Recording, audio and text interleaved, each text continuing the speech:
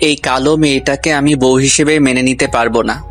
বিয়ে সম্পন্ন হওয়ার পর ঘোমটা তুলতেই কথাটা কর্ণগোচর হতে স্বস্তির নিঃশ্বাস ফেলল সীমা।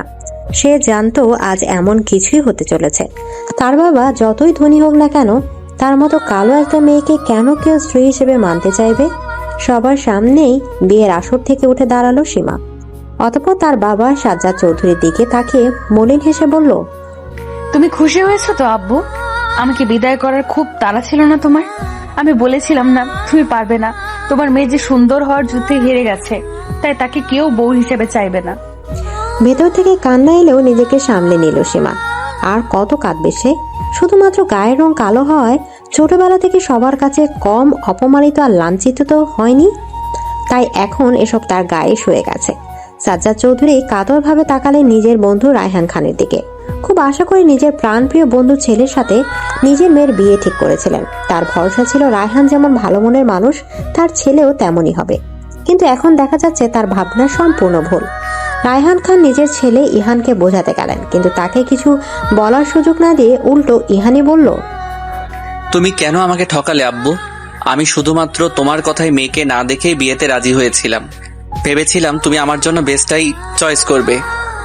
এখন দেখছি তোমাকে বিশ্বাস করাই আমার ভুল হয়েছে। তুমি যেমন আমার উপর ভরসা করেছিলে, আমিও তেমনটাই করছিলাম। আমার নিজের শিক্ষার উপর ভরসা ছিল, কিন্তু আজ তুমি প্রমাণ করে দিলে তুমি আমার শিক্ষায় শিক্ষিত হওনি, নিজের মায়ের মতোই হয়েছো। মানুষের গায়ের রং দিয়ে তাকে বিচার করছো। তুমি বাদরের গলায় মুক্তোর মালা ঝুলাতে চাইবে আর আমিও ঝুলে যাব? আমার মতো এত সুদর্শন আর স্মার্ট একটা ছেলে ওই রকম একটা কালো ভূতকে বউ হিসেবে মানবে? সেটা তুমি ভাবলেও বা কি করে? আম্মু ঠিকই বলে তুমি বাবা হওয়ার অযোগ্য। আমি এই বিয়ে কিছুতেই মানব না। এদিকে রায়হান খান সবার সামনেই নিজের ছেলের গালে চড় দিলেন। এই কথার পরিপ্রেক্ষিতে ইহান ভীষণ অপমানিত বোধ করলো। সাথে সাথে বেরিয়ে গেল বিয়ের আসর থেকে। রায়হান খান তাকে আটকানোর বৃথা চেষ্টা করলেন। বিয়ে বাড়ির পরিস্থিতি হঠাৎ থমথমে হয়ে গেল। মানুষ কানাঘুষো শুরু করে দিয়েছে ইতিমধ্যে। কেউ কেউ সীমার জন্য হাই হুতাশ করছে, তো কেউ আবার তাকে নিয়ে উপহাস করছে। বিনা দোষে এসব পরিস্থিতি ভোগ করতে হচ্ছে সীমার। সে তো এত কিছু চায়নি।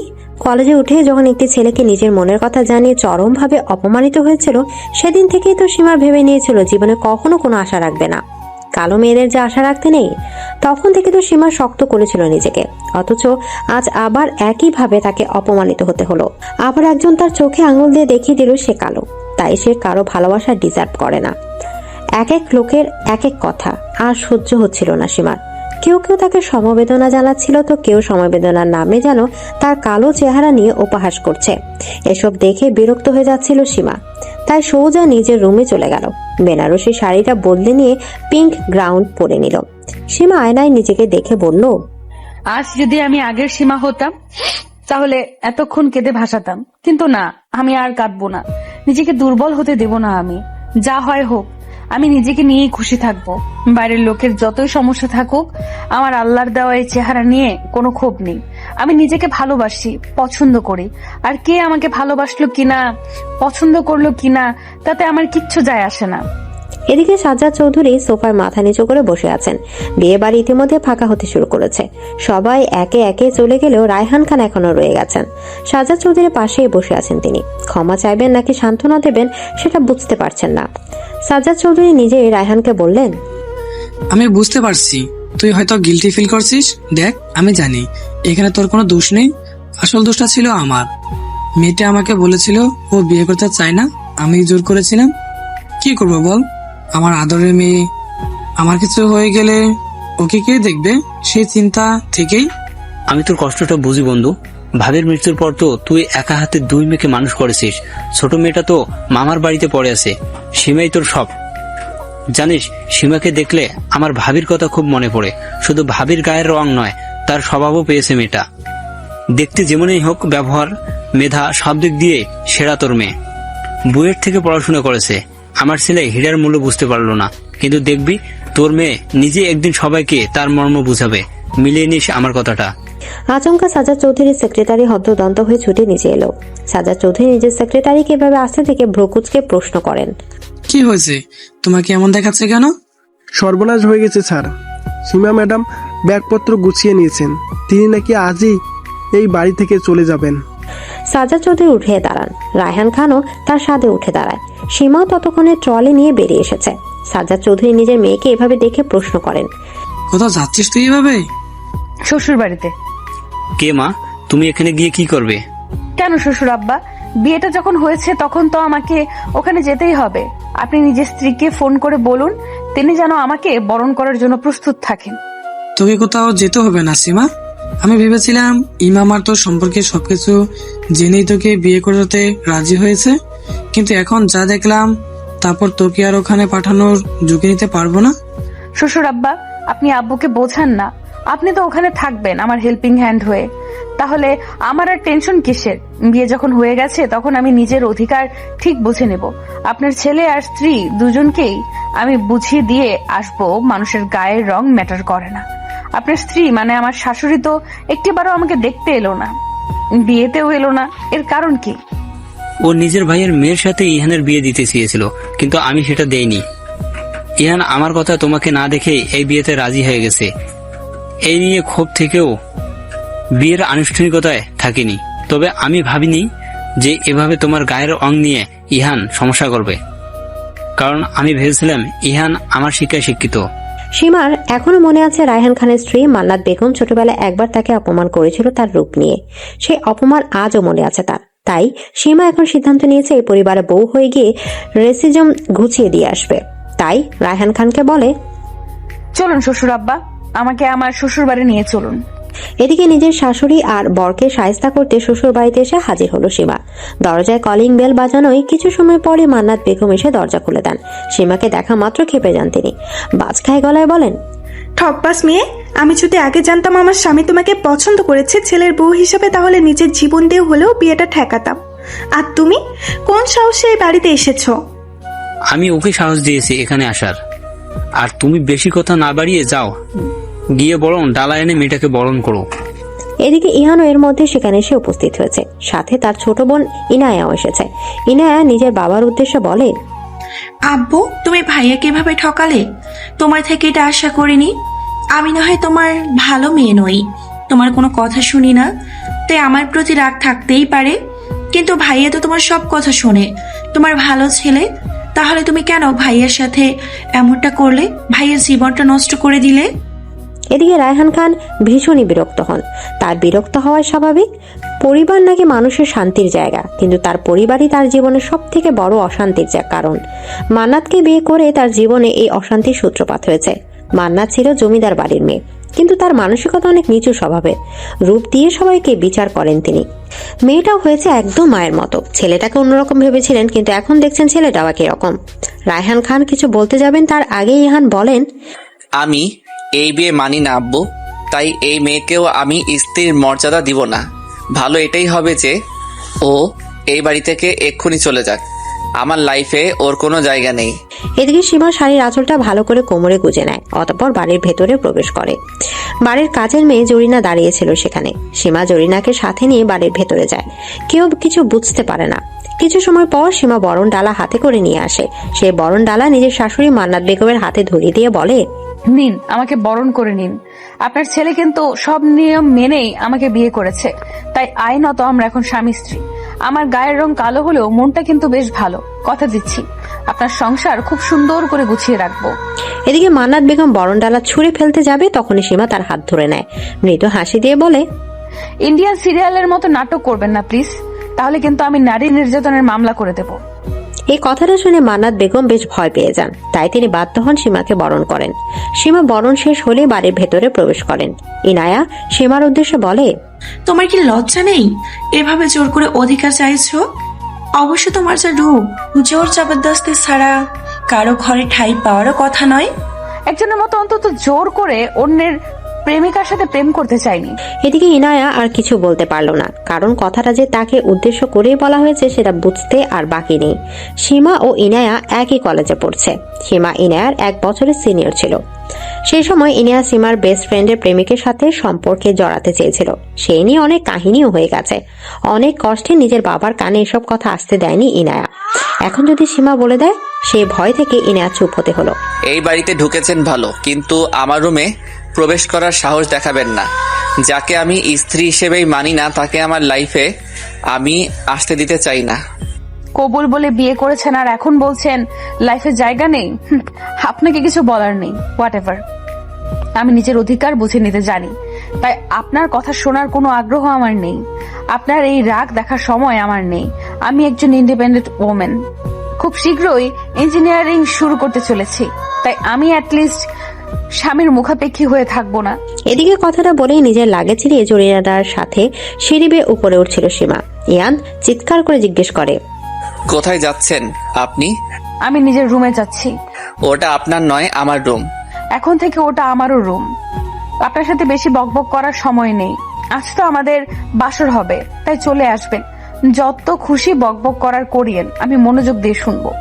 তুই চিন্তা করিস না ইহান, এই মেয়েকে কিভাবে বিদায় করব সেটা আমি ভেবে নিয়েছি। তোমার যত কুটুবুদ্ধি আছে সব প্রয়োগ করে দেখাতে পারো, কোনো লাভ হবে না। সীমাকে তোমরা চেনো না, ও যেমন মেধাবী তেমনি বুদ্ধিমতী। ওকে জব্দ করা অসম্ভব।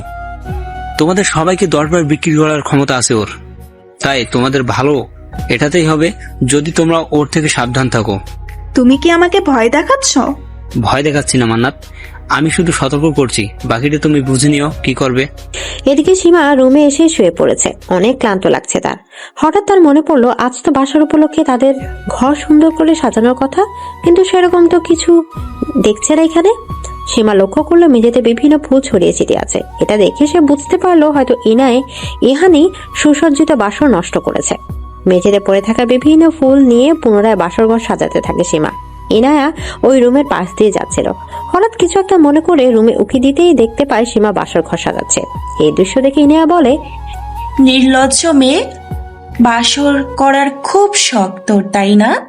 দাঁড়া, তোমার বাসর করার ইচ্ছে জন্মের মতো খুঁচিয়ে দিচ্ছি। এদিকে ইনায়া সোজা চলে যায় নিজের মা মান্নাতের রুমে। তাকে গিয়ে বলে, আম্মু জানো, আমি দেখে এলাম ওই সীমানা বাসর ঘর সাজাচ্ছে। কি হবে বলো তো? যা, তোর ভাইকে মানে ইহানকে ডেকে নিয়ে আয়, তারপর আমি দেখছি ওই মেয়ে কি করতে পারে। ইনায়া তাই করে। নিজের মায়ের কথা মতো নিজের ভাইকে ডাকতে যায়। ইহান এসে তার মাকে বলে, আম্মু আমাকে ডাকছিলে? হ্যাঁ, তোর সাথে জরুরি কথা আছে। শুনলাম ওই মেয়ে নাকি বাসর ঘর সাজাচ্ছে। আমি কিন্তু আগেই তোকে সাবধান করেছিলাম তোর আব্বুকে বিশ্বাস করিস না, সেটা তো শুনলি না এখন বস। যাই হোক, তুই কিন্তু ওই মেয়ের সাথে বাসর করবি না। তুই একটা কাজ কর, আজ রাতে নিজের কোনো এক বন্ধুর বাড়িতে গিয়ে থাক। এখানে থাকলে তোর বাবা জোর করে বাসর ঘরে পাঠাতে পারে। ইহান রাজি হয়। অতঃপর নিজের এক বন্ধুকে ফোন করে কথা বলে। এদিকে নিজের বরকে টানতে টানতে বাসর ঘরে নিয়ে যাচ্ছে বউ। শুনতে অদ্ভুত লাগলেও এমনটাই ঘটেছে খানভিলায়। ইহান বাড়ি থেকে বের হয়ে তার বন্ধুর বাড়ি যাচ্ছিল। এমন সময় সীমা তার সামনে এসে দাঁড়ায়। ইহান ব্রু কুচকে বলে, কি হয়েছে? আমার পথ আটকাচ্ছেন কেন? কোথায় যাচ্ছেন আপনি? সেটা তোমাকে বলার প্রয়োজন মনে করছি না। ইহানের এমন অবজ্ঞাসূচক কথা শুনে প্রচন্ড রেগে যায় সীমা। নিজের শাড়ির আঁচল কোমরে বেঁধে নেয়। ইহানের হাত শক্ত করে ধরে বলে, আমি আপনার স্ত্রী, এই কারণেই আপনি বাধ্য আমাকে বলতে। এক্ষুনি চলুন আমার সাথে। আপনার আজ কোথাও যাওয়া হবে না, আজ আমাদের বাসর হবেই হবে। অতঃপর ইহানকে টানতে টানতে বাসর ঘরের দিকে নিয়ে যেতে থাকে। ইহান অবাক হয়ে যাচ্ছিল, কারণ সে সীমার শক্তির সাথে পেরে উঠছিল না। সীমা ইহানকে অবাক হতে দেখে বলে, এত অবাক হওয়ার কিছু নেই। আমি কুংফু ক্যারাটে সব জানি, নিয়মিত জিমেও যাই, তাই আপনার থেকে আমার শরীরের শক্তি অনেক বেশি। কালোর জন্য অপমান করেছেন তো, এখন এই কালো মেয়ের গুণও দেখে নিন। এদিকে ইহানকে বাসর ঘরে নিয়ে এসে দরজা বন্ধ করে দেয় সীমা। ইহানকে বিছানা ধাক্কা দিয়ে ফেলে দেয়। ইহান তোতলাতে তোতলাতে বলে, কি কি কি করছেন আপনি? আমার দিকে এগোবেন না, দেখুন এটা কিন্তু ভালো হবে না। চুপ, একদম চুপ করে থাকুন। আপনাকে তো আমার কোনো অ্যাঙ্গেল থেকেই পুরুষ মনে হচ্ছে না। কোথায় আমি লজ্জা পেয়ে বাসর ঘরে বসে থাকবো আর আপনি এসে আমার লজ্জা ভাঙাবেন? তা নয়, আমাকে আপনাকে টানতে টানতে নিয়ে আসতে হচ্ছে। এখন তো মনে হয় আমাকে নিজের স্ত্রীর অধিকারটাও আদায় করে নিতে হবে। এদিকে ইহানের গলা শুকিয়ে যাচ্ছিল। জীবনে এই প্রথম এমন পরিস্থিতির সম্মুখীন হয়েছিল সে। কি করবে এটাই বোধগম্য ছিল না তার। এমন সময় সীমা তার পাশে শুয়ে পড়ে। ইহান উঠে যাওয়ার চেষ্টা করলো। সীমা বলে, খবরদার, এখান থেকে এক পাও নড়বেন না। যদি আমার কথা না শোনেন তাহলে কিন্তু আমি নিজের স্ত্রীর অধিকার দেখাবো। এদিকে ইহানের উপরে কথার প্রভাব পড়ে। ইহান আর ওঠার দুঃসাহস দেখায় না। সীমা ডেভিল স্মাইল দিয়ে নিজের জয় সেলিব্রেশন করে। অতঃপর মনে মনে বলে, এইভাবেই ধীরে ধীরে আপনাকে বশ করে নেব। এক সময় আপনার পুরো হৃদয় নিজের জন্য জায়গা করে নিব। আপনার হৃদয় জুড়ে থাকবো আমি। এদিকে মান্নাত বেগম নিশ্চিন্তে ছিলেন এটা ভেবে যে ইহান হয়তো তার বন্ধুর বাড়িতে গেছে। এই ভেবে সারা রাত তিনি শান্তির ঘুম দিয়েছেন। সকালে উঠে তিনি নিচে চলে এসেছেন চা খাওয়ার উদ্দেশ্যে। সোফায় বসে পা দুলে দুলে জরিনাকে বলেন, এই জরিনা, চা দিয়ে যা, মাথাটা কেন জানি ব্যথা করছে। এদিকে জরিনার বদলে সীমা চা নিয়ে আসে। মান্নাত বেগম ভ্রু কুঁচকে ফেলেন। সীমাকে প্রশ্ন করেন, তুমি চা নিয়ে এসেছো কেন? জরিনা কোথায়? আমি তোমার হাতে চা খাবো না। কেন শাশুড়ি আম্মা, আমার হাতের চাতে কি কোনো অসুবিধা আছে? আমি দেখতে কালো জন্য কি আমার হাতের চাও খাওয়া যাবে না? যাকে আমি ছেলের বউ হিসাবেই মানি না, তার হাতের চা তো দূরে থাক, পানি পর্যন্ত খাবো না। আপনি না মানলে কি হবে? আপনার ছেলে তো আমাকে মেনে নিয়েছে। কাল রাতে আমাদের বাসরও হয়েছে। বাসর হয়েছে মানে? ইহানের তো কাল ওর বন্ধুর বাড়িতে যাওয়ার কথা ছিল। এমন সময় ইহান সিঁড়ি বেয়ে নিচে নামছিল। মান্নাত বেগম বুঝতে পারেন ইহান তার মানে কোনো বন্ধুর বাড়িতেই যায়নি, কাল রাতে এখানেই ছিল। মান্নাত বেগম ইহানকে দেখা মাত্রই তার কাছে ছুটে গিয়ে বলেন, এটা তুই কি করলি ইহান? এই মেয়েটাকে তোর থেকে দূরে রাখার জন্য আমি কত কি করলাম, আর তুই এভাবে আমার সব কসরত পানি করে দিলি। এই মেয়েটার সাথে বাসরও করে নিলি। এখন এই মেয়েকে আমি এখান থেকে তাড়াবো কিভাবে? তুমি চিন্তা করো না আম্মু, ওই মেয়েটার সাথে আমার কিছু হয়নি। আমার রুচিবোধ এত নিচে নেমে যায়নি।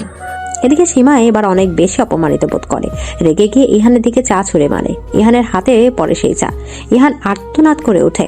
সীমা ক্রোধান্বিত হয়ে বলে, আমাকে নিয়ে ফার্দার আর এরকম কথা বলার সাহস দেখাবেন না মিস্টার ইহান খান। আমি সব সহ্য করব, কিন্তু নিজের অপমান সহ্য করব না। সাদা চামড়া নিয়ে খুব অহংকার না আপনার? এখন দেখুন আপনার হাত কিভাবে পুড়ে গেল। এইভাবে আল্লাহ না করুক কোনোদিন যদি আপনার পুরো শরীর পুড়ে যায়, তখন এই সাদা চামড়ার কিন্তু আর কোনো দাম থাকবে না। তাই সময় থাকতে বদলে যান। আল্লাহর সৃষ্টিকে অপমান করবেন না। এদিকে ইহান ও মান্নাত বেগম দুজনেই সীমাকে অনেক গালাগালি করতে থাকে। সীমা সেসব অগ্রাহ্য করে নিজের মতো রান্নাঘরে চলে যায়। আজ যেহেতু তার বউ ভাত, তাই নিজের হাতে সবার জন্য রান্না করবে, এটাই তার উদ্দেশ্য। রায়হান খান বাড়িতে আসা মাত্রই মান্নাত বেগম তার কানে সীমার নামে বিষ ঢালা শুরু করেছেন। সকালে ঘটনাকে টেনে এনে বললেন, এ কেমন মেয়েকে বউ করে আনছোস? রূপ তো নাই, তার উপর এরকম শৈতানি করে বেড়াচ্ছে। আমার ছেলেটার হাত পুরো পুড়িয়ে দিয়েছে। তুমি আজ এর একটা বিহিত করো। তোমাদের আগেই বলেছিলাম সীমার সাথে পাঙ্গা নিতে যাইও না, কিন্তু তোমরা আমার কথাই শুনলে না। এখন বোঝো কত ধানে কত চাল। এদিকে মান্নাত বেগম কোনো প্রতিকার না পেয়ে খেপে যান। রাগে বকবক করতে করতে নিজের রুমের দিকে যেতে থাকেন। কিছু সময় পরে সীমা এক কাপ কফি এনে রায়হান খানকে দিয়ে বলেন, এই নিন আপনার কফি। এসব আমি কি শুনছি? কি ব্যাপারে? তুমি নাকি ইহানের হাতে গরম চা ছুড়ে মেরেছ। এটা কিন্তু একদম ঠিক কাজ করোনি। আমি কি করব বলুন? যখন কেউ আমার গায়ের রং নিয়ে কিছু বলে, তখন নিজেকে আর ঠিক রাখতে পারি না। একটা কথা মনে রাখবে, রেগে গেলে তো হেরে গেলে। তাই নিজের রাগকে সবসময় নিয়ন্ত্রণ করার চেষ্টা করবে, ঠান্ডা মাথায় কাজ করবে। এভাবে রেগে গেলে ওরা তোমায় খারাপ ভাববে। তোমাকে আমি নমনীয় ভাবছি না, শুধু অতিরিক্ত রেগে যাওয়া না, যতটা বড় পরিস্থিতি অনুযায়ী রিয়াক্ট করবে। বুঝতে পেরেছি। মান্নাত ও ইনায়া একসাথে বসে অনেক কথা বলছে। ইনায়া বলছে, আম্মু, আমার তো মনে হচ্ছে না এই আপদ এত দ্রুত বিদায় হবে। ওই সীমাকে তো কোনোভাবেই জব্দ করা যাচ্ছে না। আমার মাথায় একটা বুদ্ধি এসেছে। কি বুদ্ধি? এবার লোহা দিয়েই লোহা কাটবো। এদিকে সীমা ডাইনিং টেবিলে অপেক্ষা করছে সবার জন্য। আজ বৌভাত উপলক্ষে সবার জন্য নিজের হাতে বিভিন্ন রকম রান্না করেছে। এখন তার উদ্দেশ্য সবাইকে খাওয়ানো। একটু পরে মান্নাত বেগম, ইনায়া, ইহান, রায়হান খান সবাই খেতে বসেছে। সীমা সবার সামনে তার রান্না করা খাবার নিয়ে আসলে মান্নাত বেগম মুখ বিকৃত করে বলেন, এসব রান্না কি তুমি করেছো? হ্যাঁ, আমিই করেছি। কেন, আমার হাতের রান্না কি খাওয়া যাবে না নাকি? তুমি ভাবলে কি করে তোমার হাতের রান্না করা খাবার আমরা খাবো? আমরা কেউ এই খাবার খাবো না। রোজ রোজ এত অশান্তি আর ভালো লাগে না। সীমা, তোমার কাউকে জড়াজড়ি করতে হবে না মা। তুমি আমাকে খেতে দাও, আর তুমি নিজেও খেতে বসো। খাবার যদি বেঁচে যায় পথ শিশুদের খাওয়াবো, তাও লাভ, তবু এদের দিতে হবে না। তুমি আমাদেরকে পথ শিশুদের সাথে তুলনা করছো? একেই নিজের ছেলের জীবন নষ্ট করেছো এই মেয়ের সাথে বিয়ে দিয়ে। তার উপরে আমি কারো জীবন নষ্ট করিনি মান্নাত, তুমি নিজের ছেলেকে ভুল বোঝাচ্ছ। যাই হোক, এখন এই প্রসঙ্গে কথা বলতে চাই না। তোমার খেতে হলে খাও, আর না হলে যাও। তোমাদের সেদে সেদে খেতে বসানোর শখ সীমার নাই। এদিকে সীমাকে রায়হান খান খেতে বসতে বলেন। সীমাও খেতে বসে। দুজন মিলে খাওয়াও শুরু করে। ইহান বলে, আম্মু তুমি চিন্তা করো না, আমি এক্ষুনি খাবার অর্ডার করছি। এই মেয়ের হাতের খাবার তোমাদের কাউকে খেতে হবে না। হ্যাঁ ইহান, তুই তাই কর। আমার তো বাইরের খাবার খুব ভালো লাগে। এই মেয়ের হাতের খাবার খাওয়ার থেকে বাইরের খাবার খাবো সেটাই ভালো। বিরিয়ানি অর্ডার করিস তো, আমার তো বিরিয়ানি খুবই ভালো লাগে। শুনলাম আজকাল একটা জিনিসের বেশ চর্চা চলছে, কোন একটা রেস্টুরেন্টে নাকি খাসির মাংসের নাম করে কুকুর খাওয়ানো হচ্ছে। এটার নতুন কি? আজকাল তো এমনই চলছে, কুকুর বিড়ালের মাংস খাওয়ানো হচ্ছে এসব রেস্টুরেন্টে। বাইরের খাবার খেতে হবে না, তোরা সবাই এখানে খেতে বস। একদিন ওর হাতে রান্না খেলে কোনো অসুবিধা হবে না। এদিকে অগত্যা সবাই খেতে বসে। সীমা বিজয়ীর হাসি হাসে। রাতে ডিনারের আয়োজন করা হয়। রাতে রান্না করেছে সীমা। ইহান সবেমাত্র অফিসের সব কাজ শেষ করে বাড়িতে ফিরেছে। সীমা ইহানকে উদ্দেশ্য করে বলে, চলুন নিচে খেতে চলুন। রান্না কি তুমি করেছো? তাহলে আমি খাবো না। এদিকে সীমা এবার রেগে যায়, নিজে দৌড়ে নিচে যায়। অতঃপর খাবার বেড়ে নিয়ে আসে।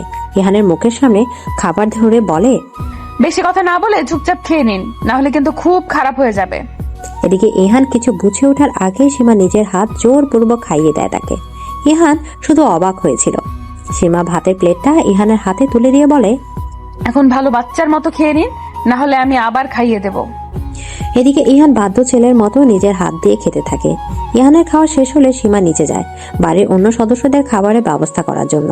রায়হান খানের সাথে বাকিরাও খেতে বসেছে দেখে অনেকটাই আশ্বস্ত হয় সীমা। রায়হান খানকে খাবার দিয়ে মান্নাত বেগমের প্লেটে খাবার দিতে যাবে, তখনই মান্নাত বলে ওঠেন, তোমাকে খাবার দিতে হবে না, আমাদের খাবার আসছে। এদিকে সীমা কিছু বুঝতে পারে না এই কথার মানে। ইনায়া আচমকা বলে ওঠে, নেহা আপু চলে এসেছে আম্মু। এদিকে মান্নাত বেগম খুশি মুখ করে নেহার দিকে তাকান। নেহা হলো মান্নাত বেগমের বোনের মেয়ে। এই নেহার সাথে মান্নাত বেগম তার ছেলে ইহানের বিয়ে দিতে চেয়েছিলেন। আয় নেহা, আমার পাশে বস। এদিকে নেহা এসে মান্নাত বেগমের পাশে বসে। তার হাতে একটি টিফিন বক্স ছিল, সেটা ডাইনিং টেবিলে রেখে বলে, আম্মু বিরিয়ানি রান্না করে পাঠিয়েছে, তুমি নাকি খেতে চেয়েছো? দে, এই তো আমাদের খাবার এসে গেছে। আসসালামু আলাইকুম খালু, কেমন আছেন আপনি? আলহামদুলিল্লাহ ভালো। তোমরা সবাই কেমন আছো? জি আলহামদুলিল্লাহ। তোমরা তো কেউ ইহানের বিয়েতে আসলে না। যাই হোক, এই হলো সীমা, ইহানের বউ, আমার পুত্রবধূ। কেমন আছেন ভাবি? আপনার সাথে মনে হয় আমার পরিচয় নেই। আমি নেহা, আমিও আপনার এক প্রকার ননদ। এদিকে সীমা মৃদু হেসে নেহার সাথে কিছু কথা বলে। সীমা রুমে এসে ওয়াশরুমে চলে গিয়েছিল ফ্রেশ হতে। ওয়াশরুম থেকে বের হয়ে নেহাকে রুমে দেখে চমকে যায় সীমা। নেহাকে স্বাভাবিক লাগছিল। সীমাকে দেখে নেহা বলে, আপনার সাথে পরিচিত হতে আসলাম। দুজন মিলে অনেকক্ষণ গল্প করে। অতঃপর নেহা সীমাকে এমন কিছু কথা বলে যা তার ধারণার বাইরে ছিল। নেহা বলে, আপনি জানেন কিনা জানি না ভাবি, আপনার শাশুড়ি মানে আমার খালা ইয়ান ভাইয়ার সাথে আমার বিয়ে দিতে চেয়েছিল। আমার পরিবার থেকেও ইতিবাচক সাড়া ছিল, কিন্তু খালু এর মাঝে আপনার সাথে ইহান ভাইয়ের বিয়ে ঠিক করাই, এটা নিয়ে অনেক ঝামেলা হয় আমাদের মাঝে। খালার সাথে আমার মায়েরও অনেক কথা কাটাকাটি হয়, এই নিয়ে অনেক কিছু হয়ে গেছে। এখন যখন বিয়ের পর ইহান ভাইয়া বিয়েটা মানছে না, তখন খালা আমার সাথে আবার ইহান ভাইয়ার বিয়ে দিতে চাইছে। আমার মায়েরও সেটাই ইচ্ছে। আমার অন্য কাউকে পছন্দ, মানে আমার একজন বয়ফ্রেন্ড আছে। আমি তো মাঝখানে খুব চিন্তায় ছিলাম যে আম্মু না আবার ইহান ভাইয়ার সাথে আমার বিয়ে দেন। তাই তো তোমার সাথে ইহান ভাইয়ার বিয়ে হওয়ার সব থেকে বেশি খুশি আমি হয়েছি। সীমা নিশ্চিত হয় নেহাকে নিয়ে তাহলে আর কোনো অসুবিধা নেই। নেহা সীমার কাছ থেকে বিদায় নিয়ে রুম থেকে চলে যায়। এদিকে সীমা অনেক রাত পর্যন্ত জেগে ইহানের জন্য অপেক্ষা করছিল, কিন্তু ইহানের আসার কোনো নাম গন্ধ ছিল না। অনেক সময় অপেক্ষা থাকতে থাকতে সীমার চোখ লেগে যায়। একটু চোখ জোড়া বন্ধ করে যখনই ঘুমোতে যাবে, তখনই একটা বিশ্রী গন্ধ তার নাকে এলো। সীমার বমি চলে আসলো, তাই সে উঠে বসলো। চোখ খুলতে ইহানকে নিজের চোখের সামনে দেখতে পেল সীমা। ইহানকে দেখে বোঝা যাচ্ছিল সে স্বাভাবিক নয়, সম্ভবত মদ খেয়ে নেশা করে এসেছে। রাগে ক্ষোভে সীমা বলে, আপনি ড্রিঙ্ক করে এসেছেন কেন? সরুন এখান থেকে, আপনার মুখ থেকে খুব বাজে গন্ধ আসছে। সীমার কথা শুনে ইহান হাসে। তার হাসিও ভয়ানক দেখাচ্ছিল। হাসতে হাসতে সীমার কোলে ঢলে পড়ে ইহান। অতঃপর সীমার গালে হাত দিয়ে বলে, তোমাকে দেখে মনে হচ্ছে অন্ধকারের রানী। কি কালো তুমি! এই কালো মেয়েটাকে আমায় বিয়ে করতে হয়েছে ভেবে আমারও বমি আসে। তাই আই জাস্ট হেট ইউ। এদিকে সীমার আজ অনেক দিন পর মন আবার খারাপ হয়ে যায়। কলেজের একটি বাজে ঘটনা ঘটার পর থেকে সীমা ঠিক করেছে তার কোনোদিন নিজের রূপ নিয়ে ভাববে না। সৃষ্টিকর্তা যেভাবে সৃষ্টি করেছে সেভাবেই সন্তুষ্ট থাকার প্রত্যাশা নিয়েছিল সে। মন দিয়েছে নিজেকে প্রতিষ্ঠা করার। অতঃপর বইয়ের থেকে ইঞ্জিনিয়ারিং পাশ করেছে। কয়েকদিন পর ইঞ্জিনিয়ারও হয়ে যাবে। তবে আজ অনেকদিন পর আবার সীমার মনে নিজেকে নিয়ে সামান্য বিতৃষ্ণার জন্ম হলো। মনে হলো গায়ের রং কালো হওয়ায় সত্যি সে বোধহয় সে ইহানের যোগ্য নয়। যাই হোক, নিজের এই অহেতুক ভাবনাকে আর খুব বেশি গুরুত্ব দিল না। ইহান ততক্ষণে জ্ঞান হারিয়েছে। ইহানকে বিছানায় ভালো করে শুইয়ে দিল। নিজে বিছানা থেকে উঠে গেল। নিজের সব ব্যাগপত্র গুছিয়ে নিল। আজই এই বাড়ি থেকে চলে যাবে বলে সিদ্ধান্ত নিল সীমা। এত অপমানিত হওয়ার পর আর এখানে থাকার বিন্দু মাত্র ইচ্ছে নেই সীমার। সে তো এখানে এসেছিল গায়ের রং যে কিছু নয়, এই কথাটা ইহানও তার মাকে বোঝাতে। দুর্ভাগ্য, তারা বুঝলো না। কিছু মানুষকে বোঝাতে যাওয়া এক ধরনের মূর্খতা, সেটা আজ অনুধাবন করতে পারলো সীমা। তাই সীমা বলল, কে কি ভাবলো সেটা নিয়ে আমি আর মাথা ঘামাবো না। আমি তো নিজের গুণ দিয়ে ইঞ্জিনিয়ার হতে পেরেছি। এখন তাহলে আমার কি সামান্য দুজন মানুষের কাছে নিজেকে প্রমাণ করার দরকার? কি প্রয়োজন? আমি কি এতটাই নগণ্য? নিজের পায়ে দাঁড়িয়েছি আমি, এখন বাকি জীবনটাও নিজের মতো করে কাটাতে পারবো। এমন ভাবনা করে খানবিলা থেকে বিদায় নিল সীমা। যাওয়ার আগে রায়হান খানকে বলে যেতে চেয়েছিল, কিন্তু তিনি ঘুমিয়েছিলেন, এজন্য আর বিরক্ত করলেন না। কাউকে কিছু না জানিয়ে চলে এলো। সীমাকে এত রাতে বাড়ি ফিরতে দেখে অবাক হয়ে যান সাজ্জাদ চৌধুরী। নিজের মেয়েকে তিনি জিজ্ঞেস করেন, সবকিছু ঠিকঠাক আছে তো সীমা? তুই এভাবে এত রাতে? এদিকে সীমা নিজের বাবাকে জড়িয়ে ধরে কান্নায় ভেঙে পড়ে। সবসময় নিজের আবেগকে নিয়ন্ত্রণ করা সম্ভব নয়। সীমা কান্নারত অবস্থায় বলে, তোমার মেয়ে যে কালো হয়েছে এটাই তার অপরাধ। তাই তো কারোর ভালোবাসা পাবে না সে। তাকে দেখলে নাকি মানুষের বমি পায়। আমাকে ক্ষমা করে দিস সীমা, আমারই ভুল ছিল এইভাবে তোকে বিয়ে দেওয়া। তবে তুই যেটা ভাবছিস সেটা একদম ভুল। তোর আম্মুর গায়ের রঙও তোর মতোই ছিল। যৌবনকালে আমি ছিলাম অনেক বেশি সুদর্শন, তবুও যে সেই কৃষ্ণাঙ্গী তরুণীর মনে তোর মায়ার জড়িয়ে পড়ি, বিয়ে করে আনি তাকে।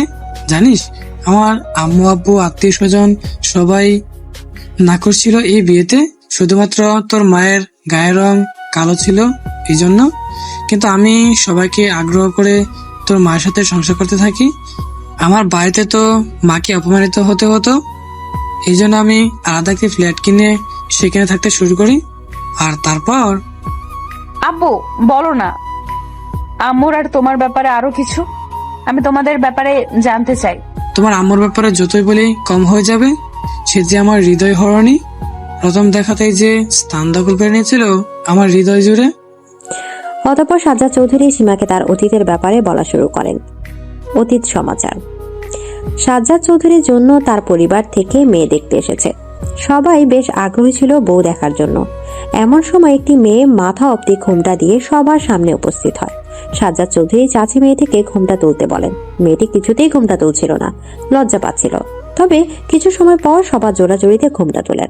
সাজ্জাদ চৌধুরীর নজরে তখনই পড়ে সুমাইয়া নামের মেয়েটিকে।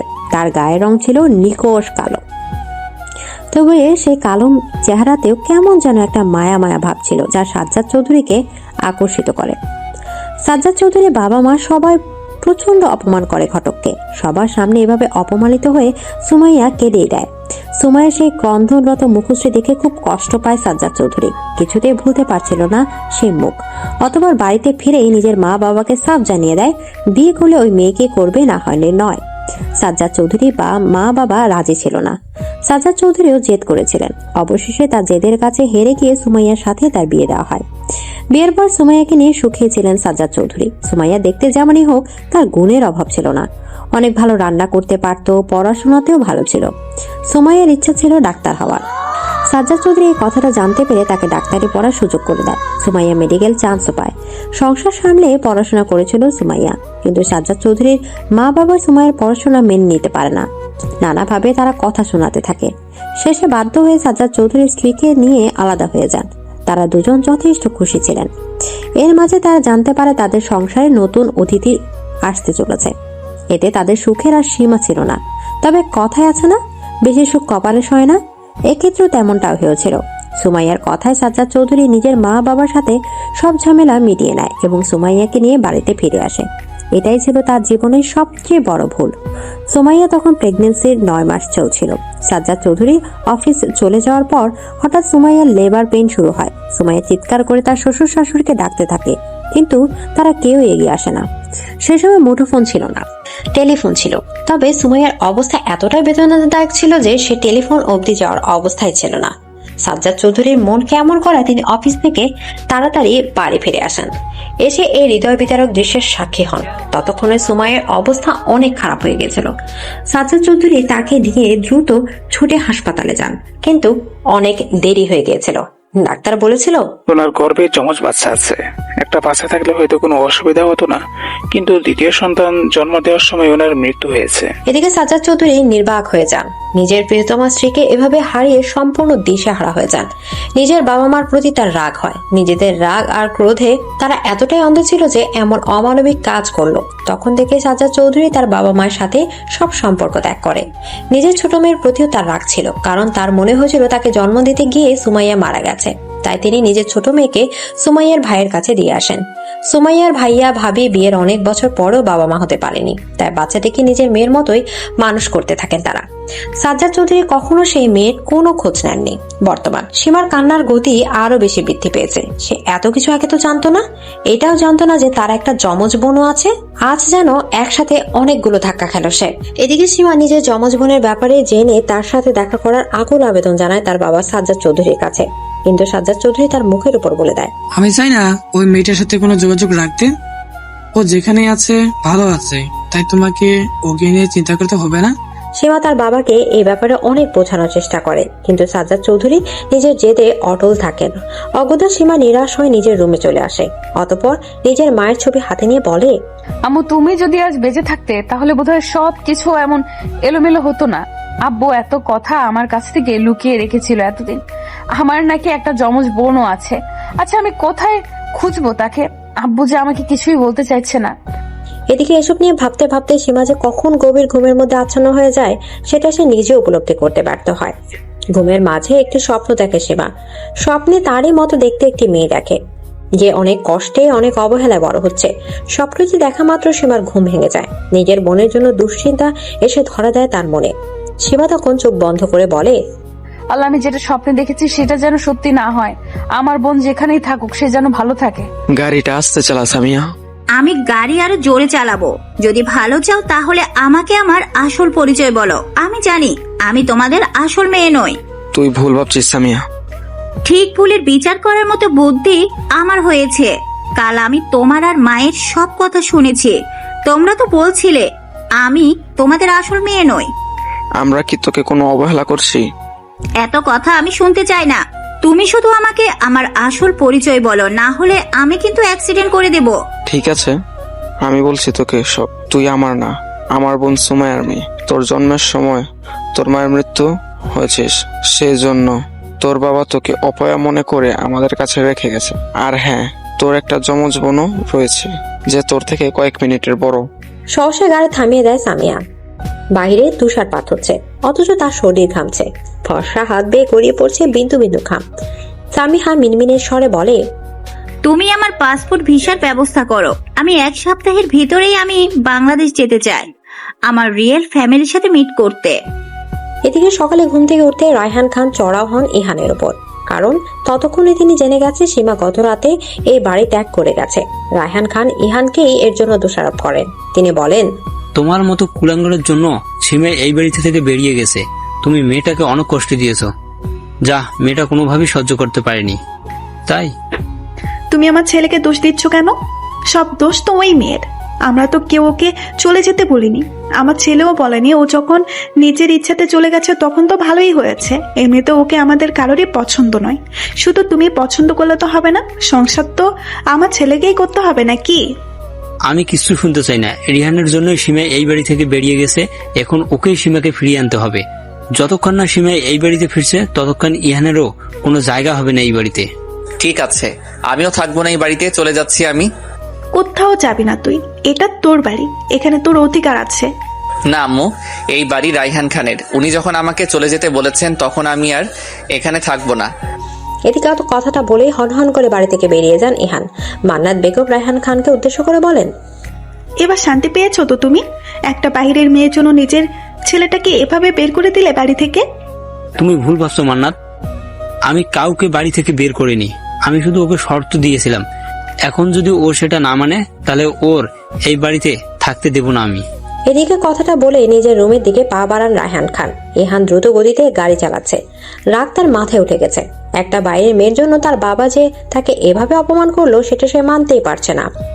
অসাবধানতা বশত গাড়ি চালাতে গিয়ে আচমকা একটি পিলারের সাথে ধাক্কা খায় ইহান। তৎক্ষণাৎ তার মাথা বেয়ে তরল রক্তের স্রোত নেমে আসে। বিয়ের একটি অদ্ভুত সম্পর্ক, এই সম্পর্কের মাধ্যমে দুজন অচেনা মানুষ চিরকালের জন্য এক পবিত্র বন্ধনে আবদ্ধ হয়। সেই বন্ধনে টান থেকে সীমা শত অপমানের পরও ছুটে এসেছে হসপিটালের ইহানকে দেখতে। রায়হান খান কল দিয়ে সীমাকে জানিয়েছে ইহানের অ্যাক্সিডেন্টের ব্যাপারে। হাসপাতালে আসা মাত্র রায়হান খানকে দেখতে পায় সীমা। ছুটে গিয়ে তাকে জিজ্ঞেস করে, আপনার ছেলে এখন কেমন আছে? মাথায় বেশ ভালোই আঘাত পেয়েছে, তবে ওর লাইফ রিয়েক্ট নেই। ডক্টর বললেন ও এখন সেফ জোনে আছে। এদিকে কিছুক্ষণ পরই সীমার কানে আসে কারো কান্নার আওয়াজ। মান্নাত বেগম ও ইনিয়া কান্না করতে করতে এদিকে আসছিল। সীমাকে এখানে দেখে ক্ষেপে যান মান্নাত বেগম। সীমাকে গালাগালি করে বলেন, এই ড্যানিটা কেন এসেছে এখানে? আমার ছেলের অ্যাক্সিডেন্ট করিয়ে কি ওর শান্তি হয়নি? এখন কি আমার ছেলেটাকে খেতে এসেছে? তুমি একটু বেশি বাড়াবাড়ি করছো। যা হয়েছে তাতে সীমার কোনো হাত নেই। দুর্ঘটনা তো আর বলে কয়ে আসে না, দোষ তোমার ছেলের। রাস্তায় উদ্ভ্রান্তের মতো গাড়ি চালাতে কে বলেছিল তাকে? তুমি এখানেও ভাইয়ের দোষ দেখছো আব্বু?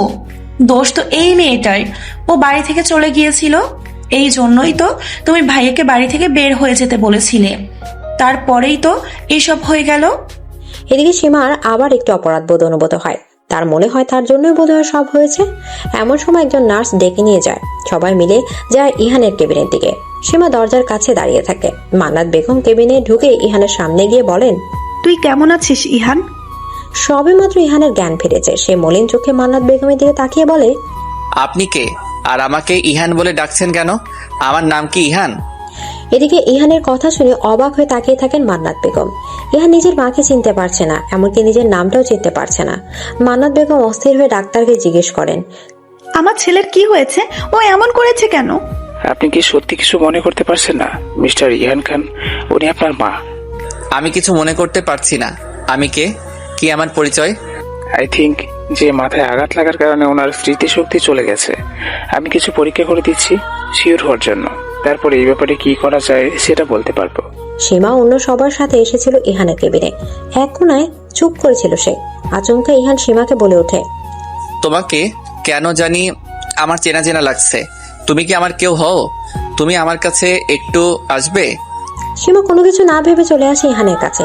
ইহান সীমার হাত ধরে বলে, আমার কাছে থাকো তুমি, আমার তোমাকে প্রয়োজন। এই মেয়ে, তুমি একদম আমার ছেলের কাছাকাছি থাকার চেষ্টা করবে না। দূর হও বলছি।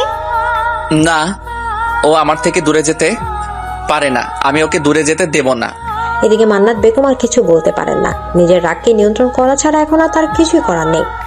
2 দিন পরে কিছু পরীক্ষা নিরীক্ষা করে ইহানকে বাড়িতে পাঠিয়ে দেওয়া হয়েছে। ইহান এখন সীমা ছাড়া আর কিছুই বোঝে না। তার মতে এখন তার সীমাকে ছাড়া সবাইকে অচেনা লাগে, তাই অন্য কারোর সাথে থাকতে চায় না ইহান। ইহানের এই সমস্যার কারণে সীমা সর্বক্ষণ তার পাশাপাশি থাকছে, যা মান্নাত বেগম ও ইনিয়ার বিরক্তির কারণ হয়ে উঠেছে। সবকিছুকে ছাপিয়ে সীমা লেগে আছে ইহানের খেয়াল রাখার জন্য। হাসপাতালে অবস্থানকালীনও ইহানের দেখাশোনা সেই করেছে, কারণ ইহান তাকে ছাড়া কিছুই বুঝছে না। এক মুহূর্তের জন্য সীমাকে চোখের বাইরে যেতে দিতে চায় না ইহান। তার সব আবদার সীমার কাছে। আজও তার ব্যতিক্রম হচ্ছে না। হাসপাতাল থেকে বেরিয়ে বাড়িতে ফিরে ইহান সীমার কাছে আবদার করেছে তাকে ঘুরতে নিয়ে যেতে হবে।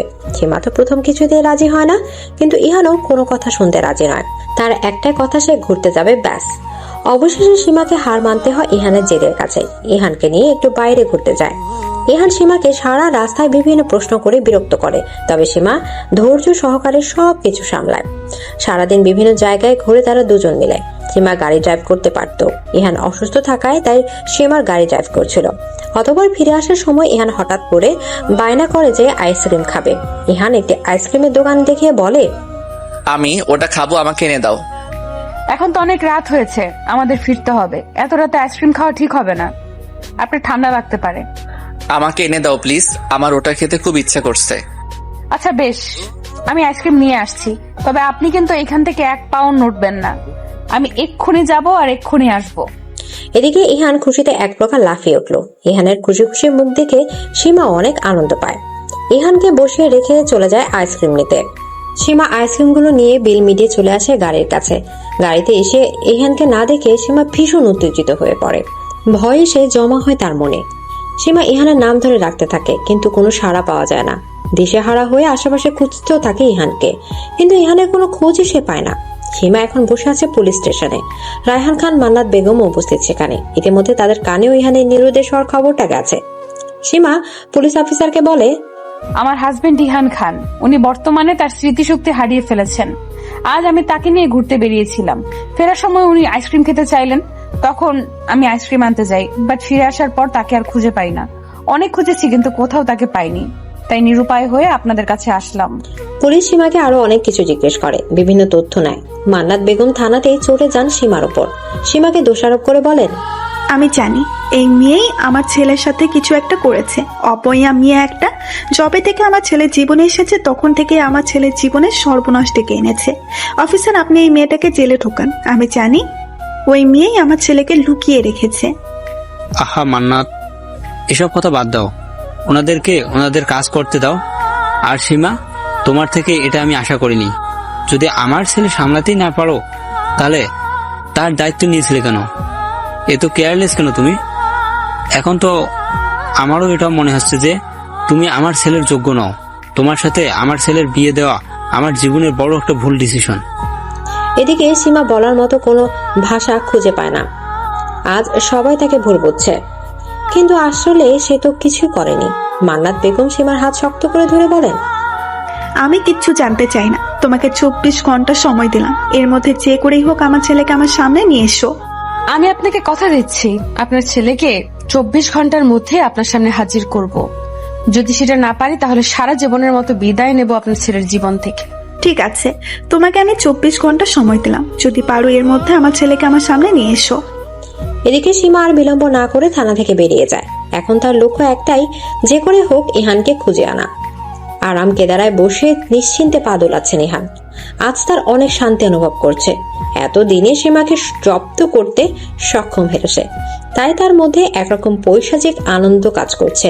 ইহান নিজেই নিজের প্রশংসা করে বলে, বাহ, কত সুন্দর পরিকল্পনা করলাম আমি। এবার এমন ভাবে সবকিছু সাজিয়েছি যাতে সাপও মরে আবার লাঠিও না ভাঙে। ওই সীমা নামের বিপদ আমার জীবন থেকে দূর হবে। আব্বু আমাকে কিছু বলতে পারবে না। এদিকে অতঃপর অট্ট হাসিতে মেতে ওঠে ইহান। মনে করে সে কিভাবে স্মৃতি হারানোর মিথ্যা নাটক করে সীমাকে বোকা বানিয়েছে, এবং সুযোগ বুঝে সেই সময় সীমাকে আইসক্রিম আনতে পাঠিয়ে নিজে গোপনে পালিয়ে চলে এসেছে। ইহান এসবে ভাবছিল, এমন সময় তার ফোনে তার মায়ের কল আসে। ইহান ফোনটা রিসিভ করা মাত্রই মান্নাত বেগম বলেন, হ্যালো ইহান, এটা কি তোর নতুন ফোন নাম্বার? আমি আজই নতুন সিম কার্ড কিনলাম। যাই হোক, বলো আমি কেমন চাল দিলাম? তোর বুদ্ধি দেখে আমি নিজেও অবাক। কি সুন্দর স্মৃতি হারানোর অভিনয় করলি। সত্যি তোর মা হয়ে ও বাকি সবার মতো সত্য ভেবে নিয়েছিলাম। ভাগ্যিস কাল তুই আমাকে সব সত্যি বললি। এবার ওই সীমার শিক্ষা হয়েছে। জানিস, তোর বাবাও নিজের ভুল স্বীকার করে ওই মেয়েটাকে অপমান করেছে। এমনটা তো হওয়ারই ছিল। সীমা ভেবেছিল ও খুব চালাক, কিন্তু আমার বুদ্ধি যে কতটা ভয়ানক সেটা ও এবার বুঝবে।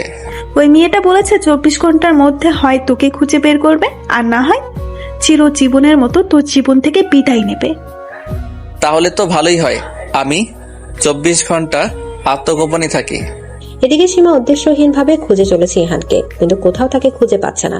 সীমার এখন দিশে হারা লাগছে, কি করবে সেটা বুঝতে পারছিল না সে। এমন সময় তার ফোনে একটা কল আসে।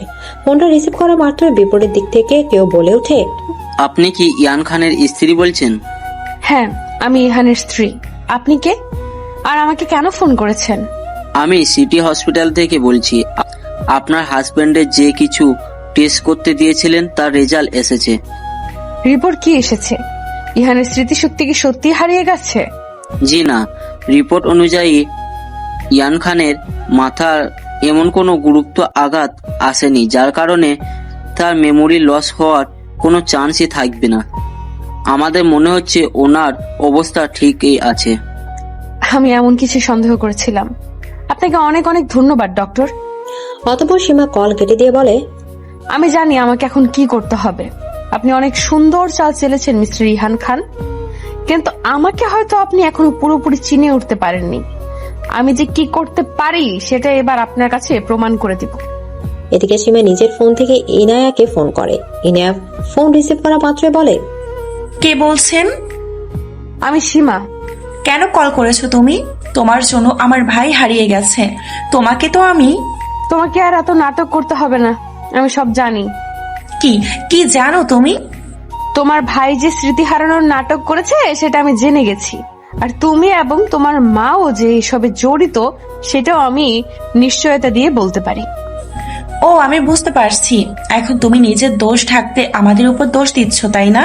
চুপ, আর কোনো মিথ্যা নয়। আমি ডাক্তারের সাথে কথা বলেছি, ইহানের রিপোর্ট বলেছে ও একদম সুস্থ। ভালোই ভালোই তোমার ভাইয়ের সাথে আমার যোগাযোগের ব্যবস্থা করে দাও, না হলে কিন্তু তোমার বাবা মিস্টার রায়হান খানের কানে সব কথা তুলবো। এদিকে ইনায়া খুব ভয় পেয়ে যায়, কারণ তার বাবার কানে সব কথা উঠলে অনেক বড় সর্বনাশ হয়ে যাবে। তাই ইনায়া বাধ্য হয়ে সীমাকে বলে দেয় ইহান এখন কোথায় লুকিয়ে আছে। বিছানায় আরামসে ঘুমিয়েছিল ইহান। আচমকা চোখে পানির ছিটকা অনুভব করতেই তার ঘুম ভেঙে যায়। চোখ কচলাতে কচলাতে উঠে বসে ইহান। ভালোভাবে সামনে তাকাতে দেখতে পায় সীমাকে। প্রথমে মনের ভুল মনে করে, তবে বার কয়েক চোখ ডলেও সীমাকে নিজের সামনে কাটে। অতঃপর স্বপ্ন মনে করে নিজের হাতে চিমটিও কাটে, কিন্তু ফলাফল একই। ইহানের এমন কাণ্ডে সীমা হেসেই দেয়, বলে, আমি আপনার মনের ভুল বা স্বপ্ন নই, আমি বাস্তব। তুমি এখানে এলে কিভাবে? আমার ঠিকানা তো তোমার জানার কথা নয়। বলছি সব বলছি, আগে একটু ওয়েট করুন।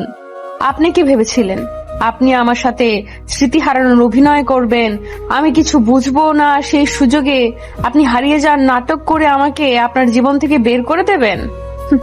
সবটা কি এত সহজ? আমি সীমা, আমাকে হারানো এত সহজ নয়। ভালোই ভালোই আমার সাথে ফিরে চলুন, না হলে আপনার বাবার কাছে সব সত্যি প্রকাশ করে দেব। যা করার করো তুমি, কিন্তু আমি তোমার সাথে সংসার করতে মোটেই ইচ্ছুক নই। তোমাকে দেখলেই আমার ঘৃণা লাগে। আমি সবসময় নিজের জন্য সুন্দরী বউ চেয়েছি, সবসময় স্বপ্ন দেখেছি আমার বউ হবে পরীর মতো সুন্দরী। সেখানে তোমার মতো একটা কালো ভূতকে বিয়ে করতে হয়েছে। ছি। ঠিক আছে, আমাকে আপনার মানতেও হবে না। চলুন, কালই আমরা ডিভোর্সের আবেদন করব। তারপর আদালত হয়তো আমাদের কিছু দিন সময় দিবে। সেই কটা মাস একসাথে থেকে না হয় আমরা চিরকালের জন্য আলাদা হয়ে যাব। তখন আপনি একটা ডানা কাটা পরীকে বিয়ে করে নেবেন। এদিকে ইহান ও সীমা একসাথে বাড়িতে ফিরে আসে। ইহানকে সুস্থ স্বাভাবিকভাবে বাড়ি ফিরতে দেখে রায়হান খান খুব বেশি নিশ্চিত হন। তিনি সীমাকে কৃতজ্ঞতা জানিয়ে বলেন, তোমাকে অনেক ধন্যবাদ আমার ছেলেকে সুস্থ স্বাভাবিকভাবে ফিরিয়ে আনার জন্য। আমার তোমার উপর বিশ্বাস ছিল যে তুমি এটা পারবে। সত্যি কি আপনার বিশ্বাস ছিল? যদি থাকতো তাহলে নিশ্চয়ই আমাকে এটা বলতেন না যে আপনার ছেলের সাথে আমার বিয়ে দেওয়া আপনার ভুল সিদ্ধান্ত ছিল। আমি আপনাকে দোষ দিব না, আসলে নিজের স্বার্থে আঘাত হানলে সবাই নিজের আসল রূপ দেখায়। যাই হোক, আপনার ছেলের কীর্তির আগে শুনুন, সেই স্মৃতি হারায়নি, বরং আমাদের সাথে স্মৃতি হারানোর অভিনয় করছিল। কারণ কি জানেন?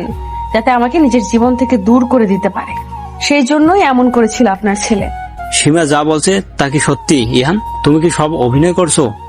হ্যাঁ, ও যা বলছে সব সত্যি। তুমি খবরদার আমার ছেলেকে কিচ্ছু বলবে না, কারণ সব দোষ তোমার। তুমি কি ভেবেছিলে হুট করে একটা কালো মেয়েকে বউ করে ঘরে আনবা আর আমার ছেলে তাকে মেনে নেবে? আমার ছেলে তো চয়েস বলতে একটা জিনিস আছে। আমি চাই না আপনারা আর কেউ এই বিষয়টা নিয়ে ঝামেলা করেন। আমি চলে যাব সবকিছু ছেড়ে, কারণ আমার কাছে সবার আগে রয়েছে আমার আত্মসম্মান। তুমি কোথাও যাবে না। যতদিন না তোমার সাথে ইহানের ডিভোর্স আসছে ততদিন তুমি এই বাড়িতেই থাকবে। আমরা আজই এই ব্যাপারে উকিলের সাথে কথা বলে এসেছি। আমাদের 90 দিন মানে 3 মাস একসাথে থাকতে বলা হয়েছে। তার মধ্যে যদি সবকিছু ঠিক না হয় তাহলে ডিভোর্স নিতে পারবো। যদিও আমি জানি কিছু ঠিক হবে না, কিন্তু আদালতের নিয়ম মানতে হবে। তাই আগামী 3 মাস এই বাড়িতেই থাকবো। কিন্তু আপনারা চিন্তা করবেন না, আমি কারো কাছে কোনো অধিকার চাইবো না, নিজের মতোই থাকবো। এদিকে ইহান বিরক্ত হয়ে গেছে এসবে, তাই সে নিজের রুমে চলে যায়।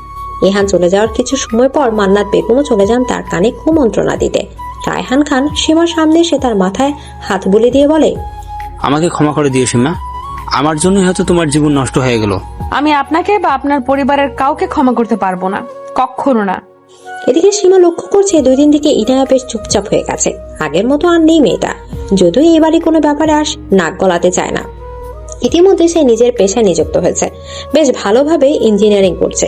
সীমার এখন আর কোনো বিষয়ে ভাবার সময় নেই। কিন্তু আজ রাতে সীমা একটি অদ্ভুত ঘটনার সাক্ষী হয়। রাতে গরম অনুভব করায় ছাদে চলে গিয়েছিল সীমা। সেখান থেকে শুনতে পায় ইনিয়া ফোনে কাউকে বলছে, তুমি কবে আমার ফ্যামিলিতে বিয়ের প্রস্তাব নিয়ে আসবে জিসান? তুমি জানো না সবকিছু যদি জানাজানি হয়ে যায় তাহলে কত বড় বিপদ হবে? এদিকে সীমার মনে কৌতূহল জন্ম নেয়। সে মনোযোগ দিয়ে তাদের কথোপকথন শুনতে থাকে। ইনিয়া একসময় কাঁদতে কাঁদতে বলে, আমি বুঝতে পারছিলাম আমি প্রেগনেন্ট হয়ে গেছি, কারণ অনেকদিন থেকেই বিভিন্ন সিমটমস দেখা দিচ্ছিল। আজ তো টেস্ট করে এই ব্যাপারে একদম শিওর হয়ে গেছি। এদিকে সীমা একদম হতবাক হয়ে যায় ইনায়ের কথা শুনে। সমাজে কুমারী মেয়ের প্রেগনেন্ট হয় কেউ ভালো চোখে দেখে না। এটা কোনো ভালো কাজও নয়, বরং ভীষণ নিকৃষ্ট একটি ঘটনা। ইনায়া যে এত বড় অঘটন ঘটিয়েছে সেটা ভেবে সীমার কেমন জানি লাগছিল। ইনায়ার কান্নার গতি আরো বৃদ্ধি পায়। সে ফোনে বিপরীত থেকে থাকা মানুষটিকে অনুরোধ করে বলতে থাকে, প্লিজ জিসান, এভাবে আমাকে অসহায় করে ছেড়ে দিও না, ব্রেকআপ করো না। হ্যালো হ্যালো, শুনতে পাচ্ছ জিসান? হ্যালো। এদিকে ফোন কেটে দেয় জিসান। ইনায়া পরপর কয়েকবার কল করে, কিন্তু জিসান আর রিসিভ করে না। একসময় ইনায়ার নাম্বার ব্লক করে দেয় জিসান। ইনায়া অসহায়ের মতো কাঁদতে থাকে। এমন সময় সীমা এসে তার কাঁধে হাত রাখে। ইনায়া চমকে যায়। সীমাকে দেখে ইনায়া রাগী স্বরে বলে, তুমি এখানে কি করছো? শুনছো নাকি কিছু? আমি সব কথাই শুনেছি।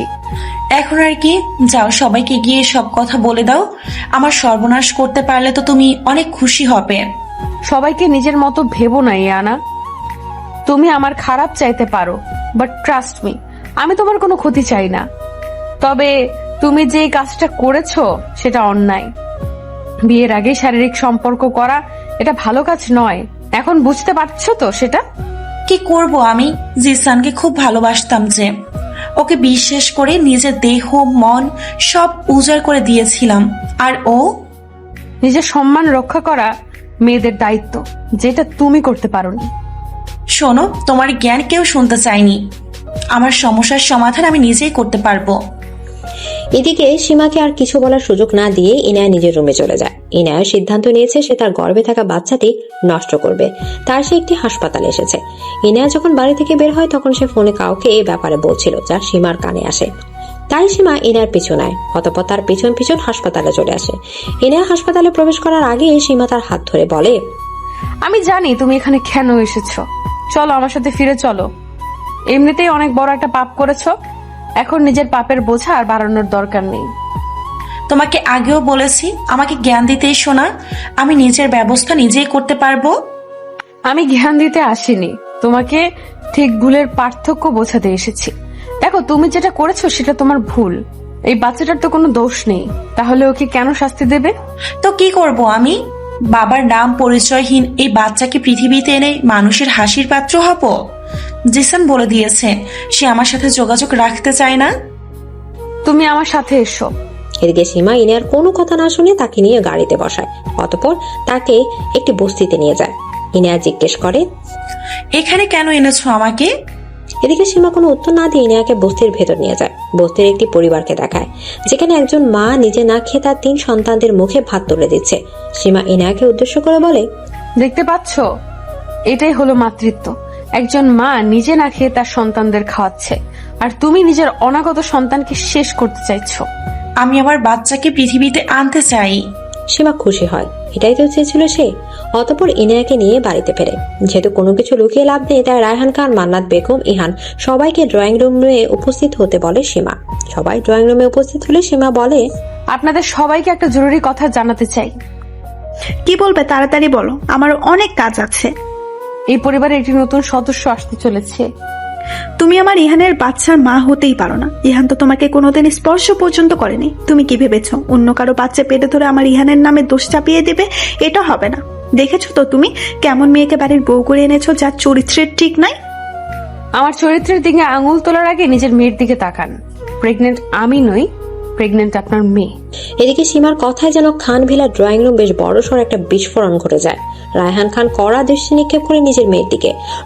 রাগে ক্রোধে নিজের হাতের মুঠো শক্ত করে ইনায়ার দিকে এগিয়ে গিয়ে তাকে একের পর এক থাপ্পড় মারতে থাকেন। মান্নাত বেগমও মাথায় হাত দিয়ে বসে পড়েন। নিজের মেয়ের এমন কুকীর্তির কথা জেনে তার মুখ একদম ছোট হয়ে গেছে। ইহানও ইনায়াকে বকাবকি করতে থাকে। রায়হান খান ইনায়াকে ছেড়ে মান্নাত বেগমের সামনে এসে বলেন, খুব তো বড় বড় কথা বলো, নিজের মেয়েকে এ কেমন শিক্ষা দিয়েছো? সি, আমার ভাবতে লজ্জা করছে। এসব কথা যদি বাইরে জানাজানি হয়ে যায় তাহলে আমার মান সম্মান পুরো ধুলোয় মিশে যাবে। দিকে মান্নাত বেগম নিজের মেয়ের দিকে এগিয়ে যান। তাকে এলোপাতাড়ি মারতে মারতে বলেন, শৈতান মেয়ে, এই দিন দেখার জন্য তোকে জন্ম দিয়েছিলাম। সত্যি করে বল, এই বাচ্চাটা কার? না হলে তোকে আমি আজই শেষ করে দিব। তোকে জন্ম দিয়ে যে পাপ করেছি, আজ তোকে মেরে সেই পাপের প্রায়শ্চিত্ত করব। এটা আমার বয়ফ্রেন্ড জিসানের বাচ্চা। আমি ওকে খুব ভালোবাসতাম। ওর কাছে নিজের ভালোবাসার প্রমাণ দিতে গিয়ে তোমরা আজকালকার মেয়েরা অনেকেই এই ভুলটা করো, ভালোবাসার প্রমাণ দিতে গিয়ে নিজের সতীত্ব বিসর্জন দাও। কিন্তু এইটা কোনোভাবেই জাস্টিফাই করার মতো কাজ নয়। কাউকে ভালোবাসলে তার দেহ ছুঁতে চাওয়ার বাসনা পুরোই অপ্রাসঙ্গিক। বরং কাউকে যদি ভালোবাসা যায় তার সম্মান হবে আমানতের মতো, যেটার খেয়ানত কোনোভাবেই করা যাবে না। আমি নিজের ভুলটা বুঝতে পেরেছি, কিন্তু এখন আমি কি করব? তুই এক্ষুনি এই বাড়ি থেকে বেরিয়ে যা। আজ থেকে আমি জানবো আমার কোনো মেয়ে নেই।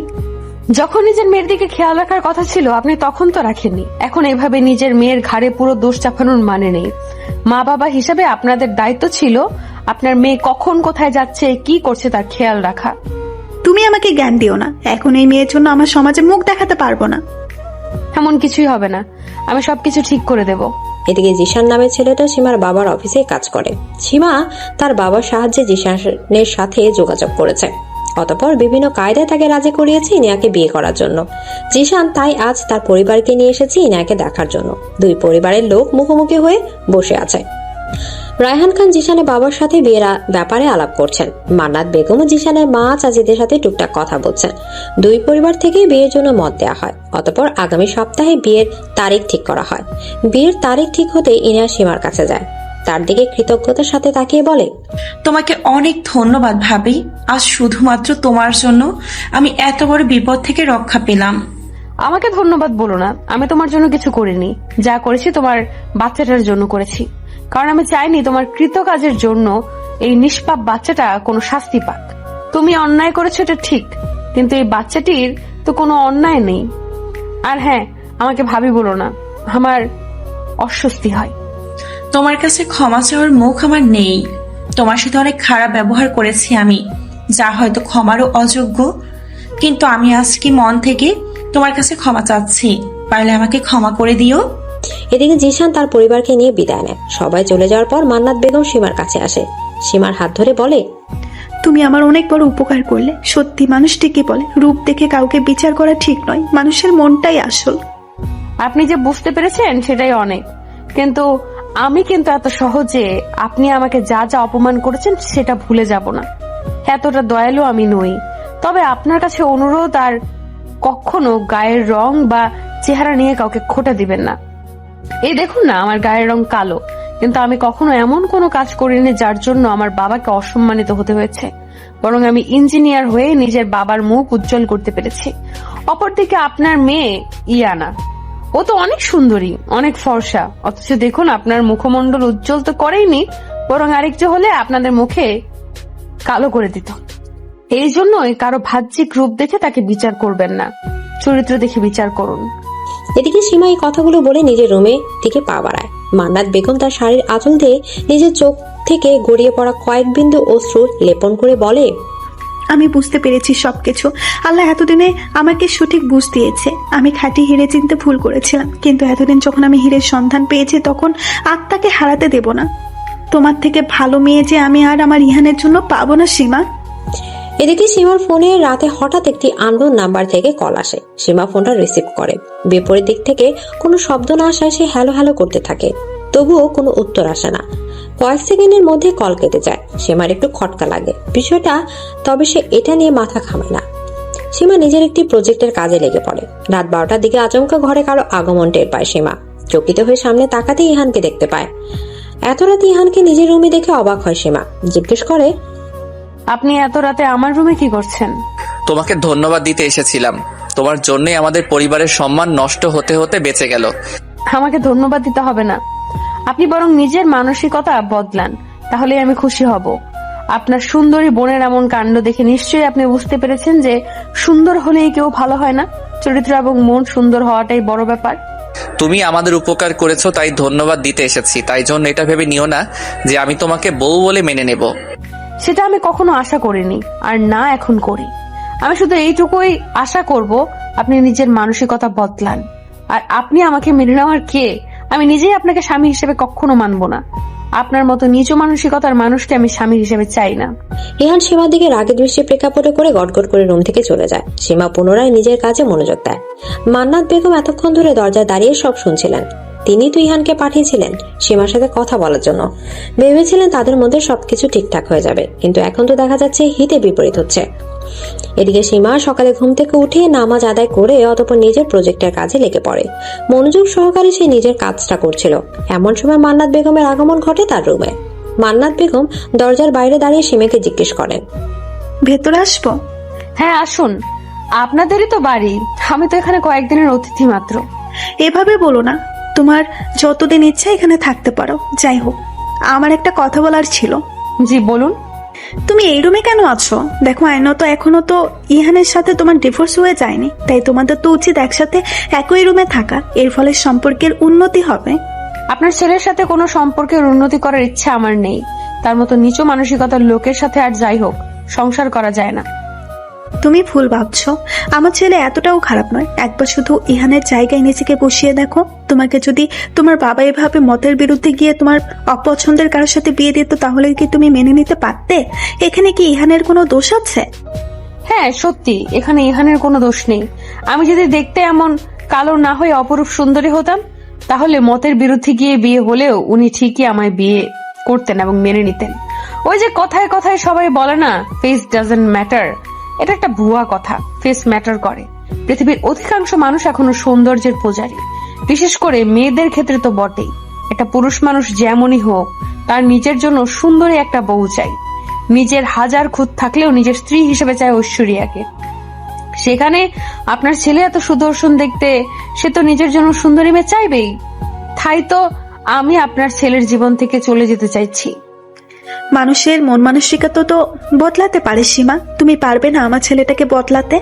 আমি এর কোনো প্রয়োজন মনে করছি না।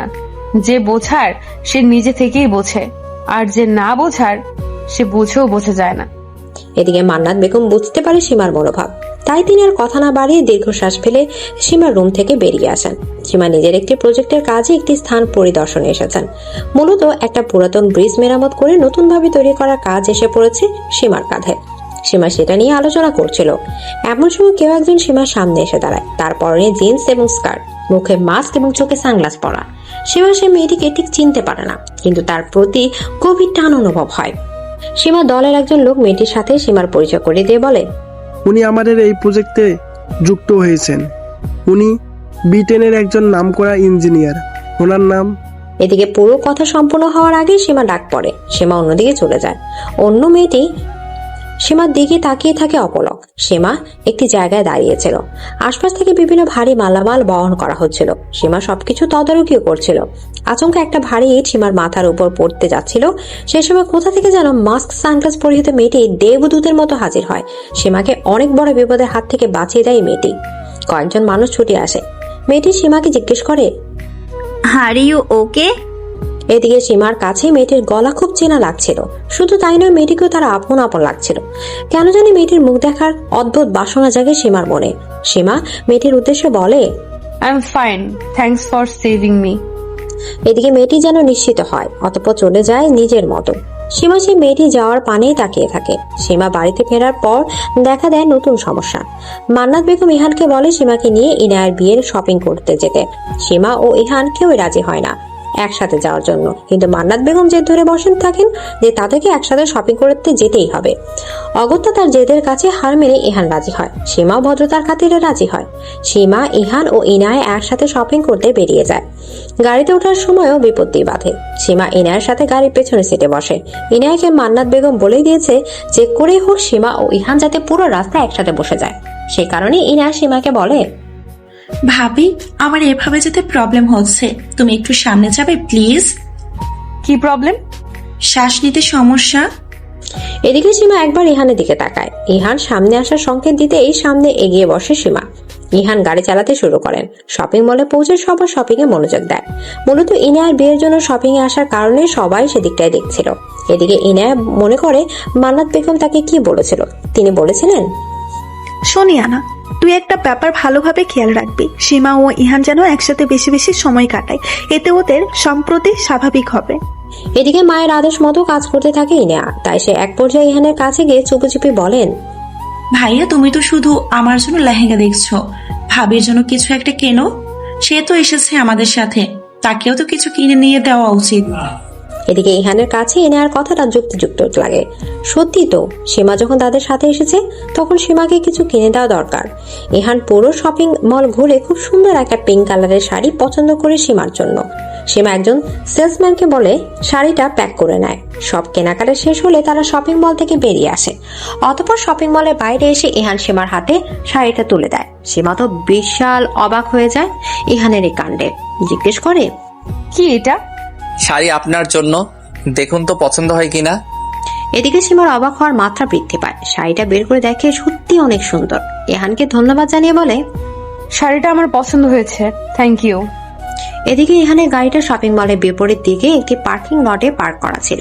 ইহান গাড়িটা আনার জন্য রাস্তা পারাপার হতে যাচ্ছিল। এমন সময় একটি গাড়ি দ্রুত বেগে তার দিকে যাচ্ছিল। সীমার নজরে আসে ব্যাপারটা। সীমা আর কালক্ষেপণ না করে ছুটে যায় ইহানকে বাঁচানোর জন্য। ইহানকে ধাক্কা দিয়ে গাড়ির সামনে থেকে সরিয়ে দেয়। সীমা গাড়ির সামনে পড়ে যায়। মুহূর্তে রক্তাক্ত হয়ে রাস্তায় লুটিয়ে পড়ে সে। এদিকে সীমা রাস্তায় লুটিয়ে পড়ার পর ইহান কিছু সময়ের জন্য বাকরুদ্ধ হয়ে যায়। অতঃপর ব্যাপারটা বুঝতে পারা মাত্র চিৎকার দিয়ে এগিয়ে আসে সীমার দিকে। ইতিমধ্যে রাস্তায় অনেকেই জমা হয়ে গেছে। ইনায়া ও সীমা এই অবস্থায় দেখে ভীত হয়ে গেছে। ইহান আর সময় নষ্ট না করে দ্রুত সীমাকে কোলে তুলে নেয়। নিজের গাড়িতে করে সীমাকে নিয়ে হাসপাতালের উদ্দেশ্যে রওনা দেয়। ইনায়াও যায় তার সাথে। হাসপাতালে পৌঁছে গাড়ি থামিয়ে ইহান হন্তদন্ত হয়ে সীমাকে নিয়ে ছুটে ভেতরে যায়। সীমাকে জরুরি বিভাগে ভর্তি করানো হয়। সীমার অবস্থার কথা ইনায়া ফোন করে বাড়িতে জানায়। মান্নাত বেগম, রায়হান খান কিছু সময়ের ব্যবধানে হাসপাতালে চলে আসে। সীমা কোথায়? ওর অবস্থা এখন কেমন? অবস্থা বেশি ভালো না, ভাবির অনেক ব্লাড লস হয়েছে, ডক্টর বলেছে লাইফ রিস্ক আছে। অ্যাক্সিডেন্ট হলো কিভাবে? ভাইয়া পার্কিং লট থেকে গাড়ি আনার জন্য যাচ্ছিল। এমন সময় একটা গাড়ি ভাইয়ের দিকে এগিয়ে আসছিল। আর কেউ সেটা না দেখলেও ভাবির নজরে আসে ব্যাপারটা। ভাবি ভাইয়াকে বাঁচানোর জন্য এগিয়ে যায় এবং ভাইয়াকে বাঁচাতে গিয়ে নিজে আহত হয়। ইতিমধ্যে সীমার বাবা সাজ্জাদ চৌধুরী হাসপাতালে এসে উপস্থিত হন। নিজের মেয়ের এই অবস্থার কথা শুনে তিনি অনেক জরুরি একটা মিটিং ফেলে চলে এসেছেন। হাসপাতালে এসে সাজ্জাদ চৌধুরী রায়হান খানের কাছে জানতে চান, আমার সীমা কোথায়? ও কেমন আছে? একটু শান্ত হ, সীমার চিকিৎসা চলছে, ও সুস্থ হয়ে যাবে ইনশাল্লাহ। তুই আমাকে শান্ত হতে বলেছিস রায়হান? আমার মেয়ের এই অবস্থা আর আমি শান্ত থাকবো? শুনে রাখ, আমার মেয়ের যদি কিছু হয় তাহলে আমি কিন্তু কাউকে ছাড়বো না। তোদের জন্য আমার মেয়েটার জীবন শেষ হয়ে যেতে বসেছে। এদিকে রায়হান খান আর বলার মতো কিছু খুঁজে পান না, কারণ এখন সাজ্জাদ চৌধুরী ডেকে আছেন। তাই তাকে কোনো বুঝিয়ে লাভ নেই, এতে হিতে বিপরীত হতে পারে। এর মধ্যে ডাক্তার এসে বলেন, পেশেন্টের বাড়ির লোক একে আছেন, ওনার অবস্থা অবনতি ঘটেছে, অনেক বেশি ব্লাড লস হয়েছে, তাই ইমিডিয়েটলি রক্ত লাগবে। ওনার রক্তের গ্রুপও নেগেটিভ, যত তাড়াতাড়ি সম্ভব রক্তের ব্যবস্থা করুন। ইহান ব্লাড ব্যাংকে যোগাযোগ করে, নিজের অনেক বন্ধুর সাথেও যোগাযোগ করে, কিন্তু কারো রক্ত ও নেগেটিভ নয়। এই রক্ত সহজে খুঁজে পাওয়া যায় না। সাজ্জাদ চৌধুরী বলেন, আমার স্ত্রীর রক্ত ও নেগেটিভ ছিল, কিন্তু আমার রক্তের গ্রুপ আলাদা। সবাই এ নিয়ে খুব টেনশনে ছিল। ইহান অনেক কষ্টে যখন ও নেগেটিভ রক্তের সন্তান পায়, তখন ডাক্তার বলে, আমরা ইতিমধ্যে রক্ত পেয়ে গেছি। কোথা থেকে রক্ত পেলেন আপনি? আমাদের মধ্যে কেউ তো রক্ত এখনো জোগাড় করতে পারিনি। একটি মেয়ে রক্ত দিয়েছে। কে সেই মেয়ে যে আমাদের এত বড় উপকার করলো? তাকে আমার সামনে নিয়ে আসুন। আমার মেয়ের জীবন বাঁচিয়েছে সে, তার কাছ থেকে আমার কৃতজ্ঞতার শেষ নেই। মেয়েটি তার পরিচয় জানায়নি, তবে সে একজন মাস্ক পরিহিত ছিল। মেয়েটি কোথায় এখন? সেটা তো আমি বলতে পারছি না, কারণ ব্লাড দিয়ে মেয়েটি চলে গেছে। মেয়েটি যে করে হোক, আমি নিজের অভ্যন্তরের অন্তঃস্থল থেকে তাকে ধন্যবাদ জানাই। ধন্যবাদ তো জানানোই উচিত। আর যদি মেয়েটা সঠিক সময় এসে রক্ত না দিত, তাহলে তো আপনাদের পেশেন্টকে কোনোভাবেই বাঁচানো যেত না। আমি আল্লাহর কাছে মেয়েটির জন্য দোয়া করব, যেন অনেক সুখী হয়। এদিকে একটু দূরে দাঁড়িয়ে মাস্ক পরিত সামিহা কথাগুলো শুনে নিজের চোখের জল মুছছিল। কিছুদিন আগে বাংলাদেশে এসেছে সে। গোপন থেকে নিজের পরিবারের খোঁজ নিয়েছে। সে জানতে পেরেছে যে তার বাবা এবং তার একটি যমজ বোনও আছে। কাকতালীয়ভাবে সামিহা সেই প্রজেক্টের জন্য বাংলাদেশে এসেছিল। সীমাও সেখানে কাজ করে। সেখানে সীমাকে প্রথমবার দেখে চিনতে পারে সামিহা, কারণ তাদের গায়ের রং ভিন্ন হলেও চেহারা একই। আজ যখন সীমার অ্যাক্সিডেন্টের খবর তার কানে আসে, তখনই সে ছুটে আসে। অতঃপর সামিহা নিজের রক্ত দিয়ে সীমার জীবন বাঁচায়। সামিহা দূর থেকে সাজ্জাদ চৌধুরীর উদ্দেশ্যে বলে, তুমি আমার জন্য দোয়া করবে বলছো, অথচই আমাকে নিজে থেকে দূর করে দিয়েছিলে। নিজের আসল পরিবার থেকে দূরে থেকেছি এতদিন। ভেবেছিলাম তোমাদের কাছে থাকবো, কিন্তু পরে যখন জানলাম তুমি আমাকে আমাদের মায়ের মৃত্যুর জন্য দায়ী মনে করো, তখন আমি সিদ্ধান্ত বদলে ফেললাম। আমি থাকবো না তোমাদের সাথে, দূরে থেকেই তোমাদের দেখবো। এদিকে সামিহা চলে যায় সেখান থেকে নিজের গন্তব্যের দিকে। দীর্ঘ একদিন পর সীমার জ্ঞান ফিরে, তবে সে অনেক বেশি দুর্বল ছিল। ডাক্তার বলে দিয়েছে আশঙ্কামুক্ত হলেও সীমা সুস্থ হতে অনেক বেশি সময় লাগবে। সীমা সুস্থ হওয়ার কথা শুনে এক এক করে সবাই এসে তার সাথে দেখা করে গেছে। আসেনি শুধু ইহান। সীমা ভেবে পায় না ইহানের না আসার কারণ কি। এসব ভেবে দীর্ঘ শ্বাস ফেলে সীমা। অন্যদিকে ইহানের ভাবনা ভিন্ন। সে লজ্জায় সীমার সামনে যেতে পারছিল না। মেয়েটাকে তো কম অপমান করেনি ইহান, অথচ সেই সীমা ইহানের জন্য নিজের জীবন বাজি রেখেছিল। মান্নাত বেগম ইহানের কাছে এসে তাকে সীমার কাছে যেতে বলে। ইহান তখন বলে, আমি পারবো না, সীমার সামনে যেতে পারবো না, আমার গিল্টি ফিল হচ্ছে। মান্নাত বেগম ইহানের কোনো কথা শুনলেন না। তিনি এক প্রকার জোর করে ইহানকে সীমার কেবিনে পাঠিয়ে দেন।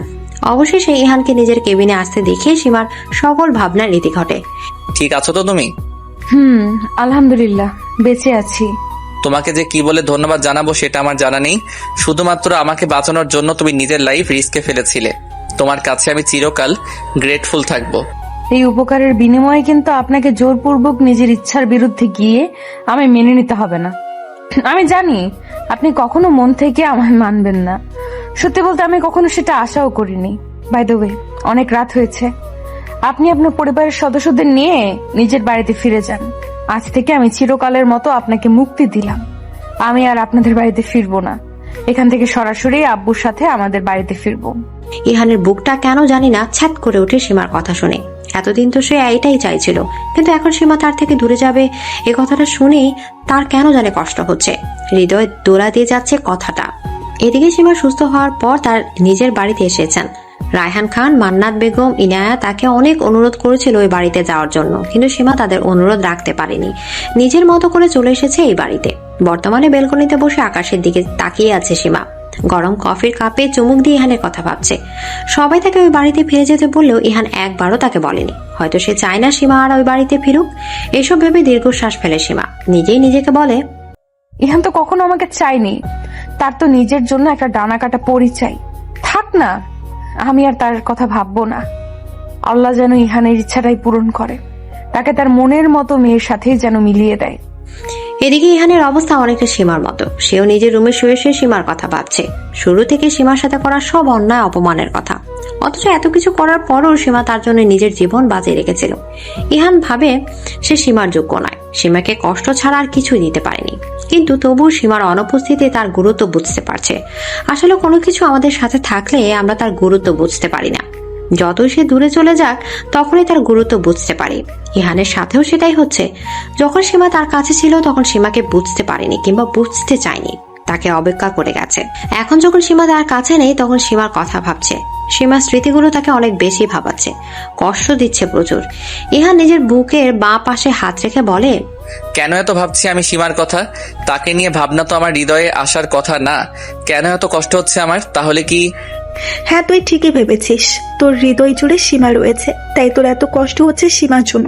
নিজের হৃদয়ের কথা তুই বোঝার চেষ্টা কর। তোর মন কি চাই সেটা বোঝ ইহান। এখনো সময় আছে, তোদের ডিভোর্স হয়নি এখনো। তাই সময় থাকতে মেয়েটাকে ফিরিয়ে আন, না হলে পরে আজীবন পস্তাতে হবে তোকে। মিলিয়ে নিস আমার কথা। এমন কিছুই নয় আম্মু, তুমি ভুল ভাবছো। আমি সীমাকে ভালোবাসি না। আমি তোর মা, তোকে 10 মাস পেটে ধরেছি, তাই আমি জানি তোর মনোভাব। এদিকে সীমা নিজের বাড়ির ড্রয়িং রুমে বসে আছে। তার সামনে তার বাবা বসে নিউজ পেপার পড়ছে। সীমা আচমকা তার বাবা সাজ্জাদ চৌধুরীর উদ্দেশ্যে বলে ওঠে, তুমি কি মনে করো আব্বু একটা সদ্যজাত শিশু তার মায়ের মৃত্যুর কারণ হতে পারে? এই প্রশ্নের কোনো উত্তর আমার কাছে নেই। কিছু কিছু প্রশ্নের কাছে বিবেক হেরে যায়। এবং আবেগ জিতে যায়? আবেগকে তো জিততে দিলে চলবে না আব্বু, বিবেক দিয়ে ভাবতে শেখো। আম্মুর মৃত্যুর জন্য তুমি আমার যমজ বোনকে দায় দিতে পারো না। আমিও তো আমার মায়ের গর্ভে ছিলাম, তাই না? তোমার যুক্তি মতে যদি আমার বোন আম্মুর মৃত্যুর জন্য দায়ী হয়ে থাকে, তাহলে আমিও তো সমানভাবেই দায়ী। তাহলে আমাকে নিজে এত আদর করে বড় করলে কেন? আর আমার বোন কোথায় আছে, কেমন আছে, তার কোনো খোঁজ পর্যন্ত নিলে না। এটা তোমার অন্যায় আব্বু, তোমাকে বুঝতে হবে আমরা দুজনেই তোমার সন্তান। আজ যদি আম্মু বেঁচে থাকতো তাহলে কি করতে তুমি? আচ্ছা, আম্মুর সামনে কি কখনো তুমি দাঁড়াতে পারবে? আম্মু যদি পরকালে তোমায় জিজ্ঞেস করে তার এক মেয়ের প্রতি তুমি কেন এত অবহেলা করলে, তখন তুমি কি জবাব দিবে? উত্তর দাও আব্বু। তোর শরীর খারাপ, তুই বিশ্রাম নে। আর কতদিন এইভাবে তুমি পালিয়ে বেড়াবে বাবা? এবার সময় হয়ে গেছে তোমার সাথে তার মুখোমুখি হওয়ার। আমাকে এড়িয়ে যেতে পারলেও সে যখন তোমাকে প্রশ্ন করবে তখন তুমি কিভাবে তাকে এড়িয়ে যাবে সেটা দেখবো। এদিকে সামিয়া প্রবেশ করলো চৌধুরীর বাড়িতে। এই বাড়িতে প্রবেশ করা মাত্রই কেমন আপন আপন অনুভূতি হতে লাগলো। এটাই যে তার নিজের বাড়ি, যেখানে তার বাবা আর বোন রয়েছে। সামিহা ড্রয়িং রুমে উপস্থিত হতেই সীমার সম্মুখীন হয়। সীমাও সামিহাকে দেখতে পায়। দুই বোন একে অপরকে দেখে চিনতে পারে। আবেগ আপ্লুত হয়ে জড়িয়ে ধরে একে অপরকে। সীমা সামিয়াকে জড়িয়ে ধরে বলল, ধন্যবাদ বোন, তুই আমাকে একবার না দুইবার বাঁচিয়েছিস। কি ভেবেছিলি এইভাবে লুকিয়েই থাকবে সব সময় আর আমি তোর খোঁজ পাবো না? ভুল ভেবেছিস তুই। প্রথমবার তোকে দেখে আমি তোর প্রতি একটা টান অনুভব করি। পরে যখন ডাক্তারের কাছে যে আমার রক্ত দিয়েছে তার বর্ণনা শুনি, তখনই শিওর হয়ে যায় যে তুই সেই মেয়ে, আর তোর সাথে নিশ্চয়ই আমার কোনো সম্পর্ক আছে। পরে আমাদের প্রজেক্ট হেডের সাথে যোগাযোগ করে তোর নাম, পরিচয় এবং ছবি দেখে বুঝতে পারি তুই আমার সেই যমজ বোন, যার সম্পর্কে এতদিন আমি অবগত ছিলাম না। আমিও এতদিন তোমাদের ব্যাপারে কিছুই জানতাম না। নিজেকে আমি মামা মামির সন্তান ভাবতাম। কিছুদিন আগে আমি সব সত্য জানতে পারি, তারপরে দেশে আসে সিদ্ধান্ত নেই। দেশে এসে এভাবে লুকিয়ে বেড়াচ্ছিলি কেন রে? আজ যদি আমি তোকে ফোন করে না ডাকতাম তাহলে তো তুই আসতিই না। আমি ভয়ে ছিলাম যে তোরা যদি আমার আবার দূরে ঠেলে দিস। এত বছর পর যখন তোকে ফিরে পেয়েছি তখন আর তোকে দূরে ঠেলে দেব না। আব্বু তোকে মেয়ে বলে মেনে নিবে, দেখে নিস। এমন সময় ড্রয়িং রুমে সাজ্জাদ চৌধুরীর আগমন ঘটে। সীমা ও সামিয়াকে একসাথে দেখে তিনি হতবাক হয়ে যান। ইহান অফিস থেকে বাড়িতে ফিরে দেখতে পায় বাড়িতে অনেক সাজসজ্জা চলছে। ইহান তার মা মান্নাত বেগমের কাছে জানতে চায়, বাড়িতে কি কোনো অনুষ্ঠান আছে? কেন ভুলে গেলি তোর বোনের বিয়ের কথা? ও হ্যাঁ, আরেকটা কথা, ইনানার সাথে এবার তোরও বিয়ে দিয়ে দিব। আমার বিয়ে মানে এসব তুমি কি বলছো আম্মু? ঠিকই বলছি। দেখ, তুই তো সীমাকে পছন্দ করিস না, আর সীমাও এই বাড়ি ছেড়ে চলে গেছে। তাই আমি ভাবলাম এবার তোর বিয়ে দেই। নেহার মার সাথে কথা বলেছি, তাদের কোনো প্রবলেম নেই, তাই বিয়েটা হয়ে যাক। কাল ইনায়া ও জিসানের সাথে তোর এবং নেহারও বিয়ে হবে। আমি বিয়ে করতে পারবো না। কেন পারবি না?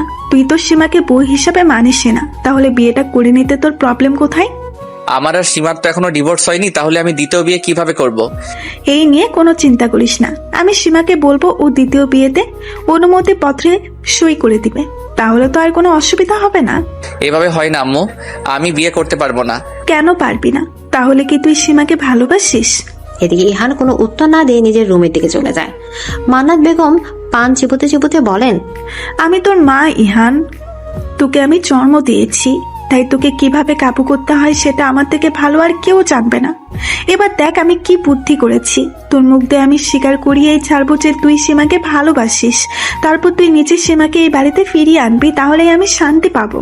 কিন্তু আম্মু, যদি আমাদের পরিকল্পনা মাফিক সবকিছু না হয়, ভাইয়া যদি নেহা আপুকেই বিয়ে করে নেয়, তাহলে কি হবে? সেটা ইহান করতে পারবে না। আমি ওর মা, ওর চোখ দেখে ওর অনুভূতি বুঝতে পারি। আমি ওর চোখে সীমার জন্য অনুভূতি স্পষ্ট দেখেছি আমি। তুই দেখেছ ও কিছুতেই নেহাকে বিয়ে করতে পারবে না, আর যদি চাই তাও পারবে না, কারণ নেহার বয়ফ্রেন্ড আছে। আজ নেহার সাথে ওর বয়ফ্রেন্ডের বিয়ে হবে। এদিকে ইহান নিজের রুমে এসে সীমার কথায় ভাবছিল। ইহান সীমাকে কিছুতেই যেন ভুলতে পারছে না, না চাইতেও সীমার কথাই তার মনে আসছে বারংবার। এই রকম পরিস্থিতিতে সীমাকে ছেড়ে সে কিভাবে থাকবে? অন্য কাউকে কিভাবে বিয়ে করবে? ইহান নিজের প্রশ্নগুলোর কোনো উত্তর পায় না। সামিয়াকে নিয়ে সাজ্জাদ চৌধুরীর সম্মুখীন হলো সীমা।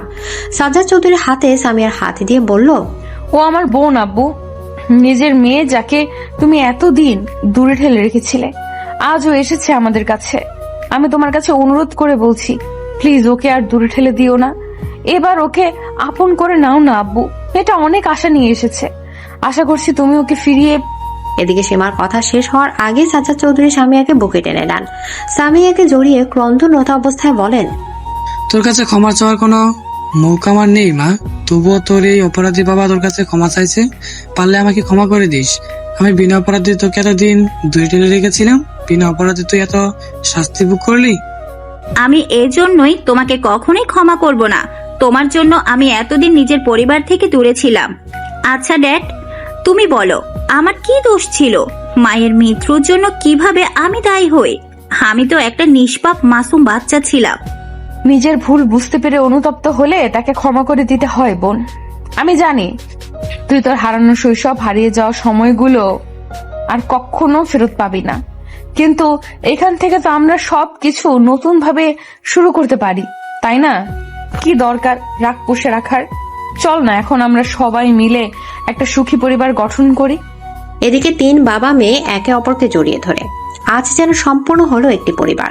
সামিয়া ও সীমা একই রুমে বসেছিল। সামিহা সীমার কাছ থেকে তার ইহানের ব্যাপারে সবকিছু শুনলো। সব শুনে তার রাগ হলো ইহানের উপর। সামিহা বলল, কেমন মানুষ ইহান, যে রূপ দিয়ে মানুষকে বিবেচনা করো? বাদ দে সেসব কথা। উনি ওনার মতো সুখী হন।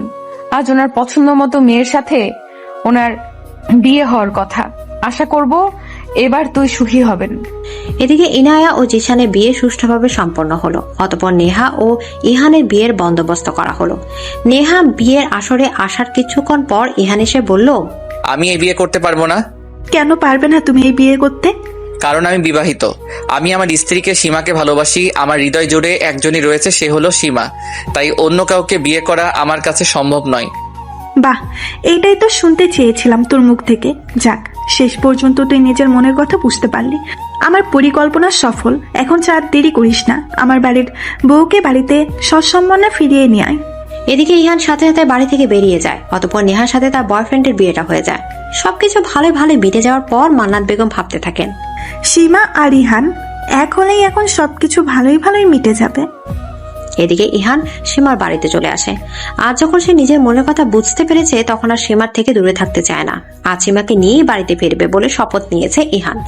সে অনুযায়ী ইহান বাড়িতে এসে সাজ্জাদ চৌধুরী মুখোমুখি হন। সাজ্জাদ চৌধুরী ইহানকে দেখে মোটেও খুশি হন না। তিনি ইহানকে উদ্দেশ্য করে বলেন, কি এসেছে তুমি এখানে? কি চাই তোমার? সীমা কোথায়? আমি ওর সাথে দেখা করতে চাই।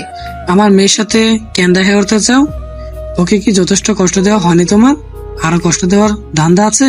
ভালোই ভালোই বলছি, এখান থেকে চলে যাও, না হলে আমার থেকে খারাপ আর কেউ হবে না। প্লিজ এভাবে বলবেন না, আমার সীমার সাথে দেখা করা অনেক বেশি প্রয়োজন। এদিকে সাজ্জাদ চৌধুরী ইহানকে কিছুতে মত দেন না। এমন সময় সামিহার আগমন ঘটে সেখানে। সামিহা সাজ্জাদ চৌধুরীকে জিজ্ঞেস করে, কে এসেছে ড্যাড? এদিকে ইহান সামিয়ার দিকে তাকিয়ে অবাক হয়ে যায়, কারণ তার চেহারা একদম সীমার মতো, কিন্তু গায়ের রংটা ফর্সা। ইহান সামিহার দিকে তাকিয়েছিল। সামিহা বেশ লজ্জিত বোধ করে বলে, আমার দিকে এভাবে কি দেখছেন? কে আপনি? আপনার সাথে সীমার চেহারার এত মিল কেন?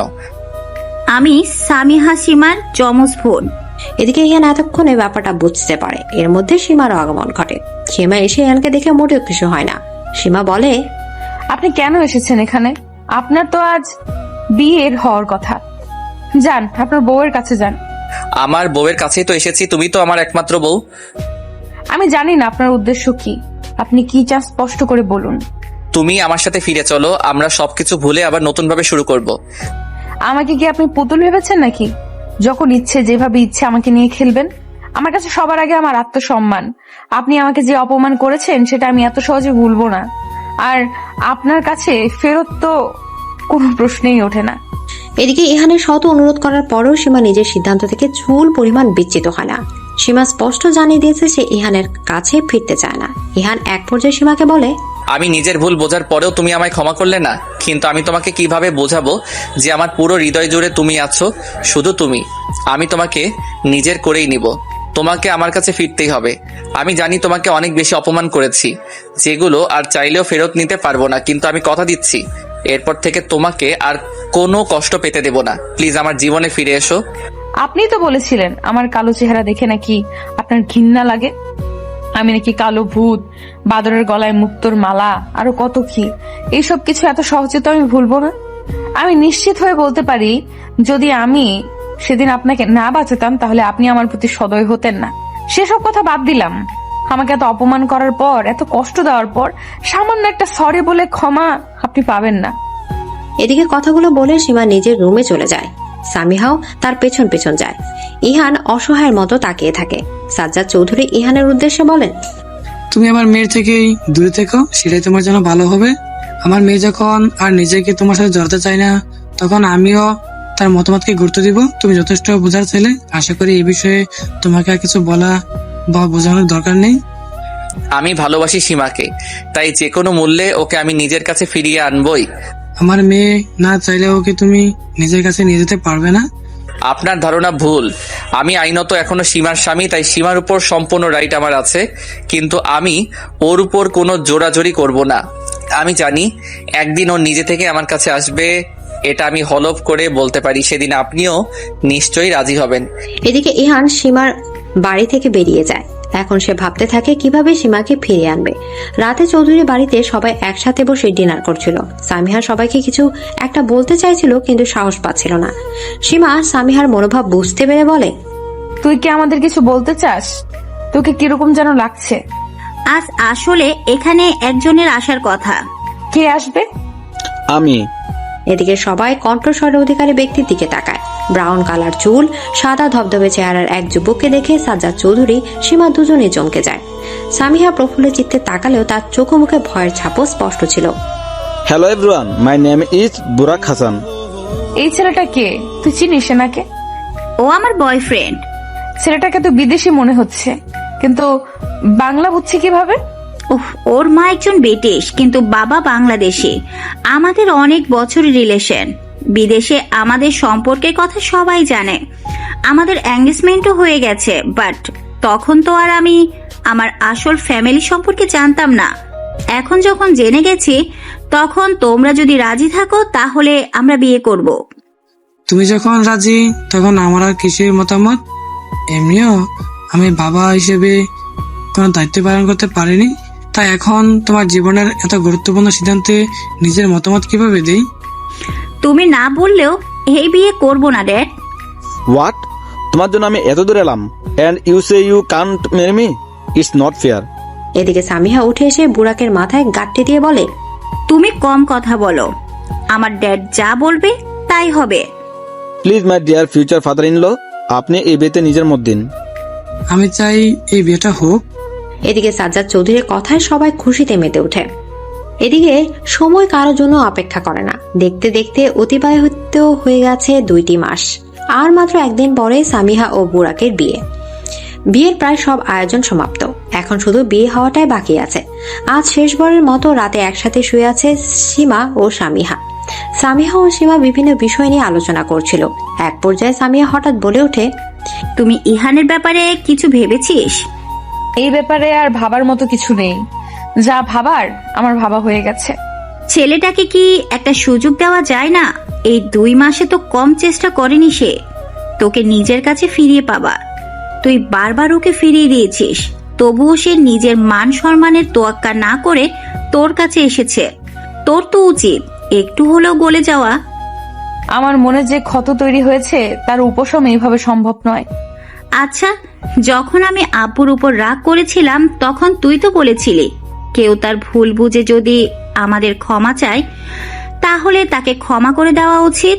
তাহলে আব্বু আমার সাথে যা করেছিল সেটা নিশ্চয়ই ইহানের থেকে বড় নয়। আব্বু আমাকে নিজের থেকে দূরে রেখেছিল, নিজের পরিবার থেকেও। তবুও আমি যখন তাকে এক কথায় ক্ষমা করে দিতে পেরেছি, তাহলে তুই কেন পারবি না? বলতে পারিস ইহান তো সেই তুলনায় তোর সাথে খারাপ কিছু করেনি।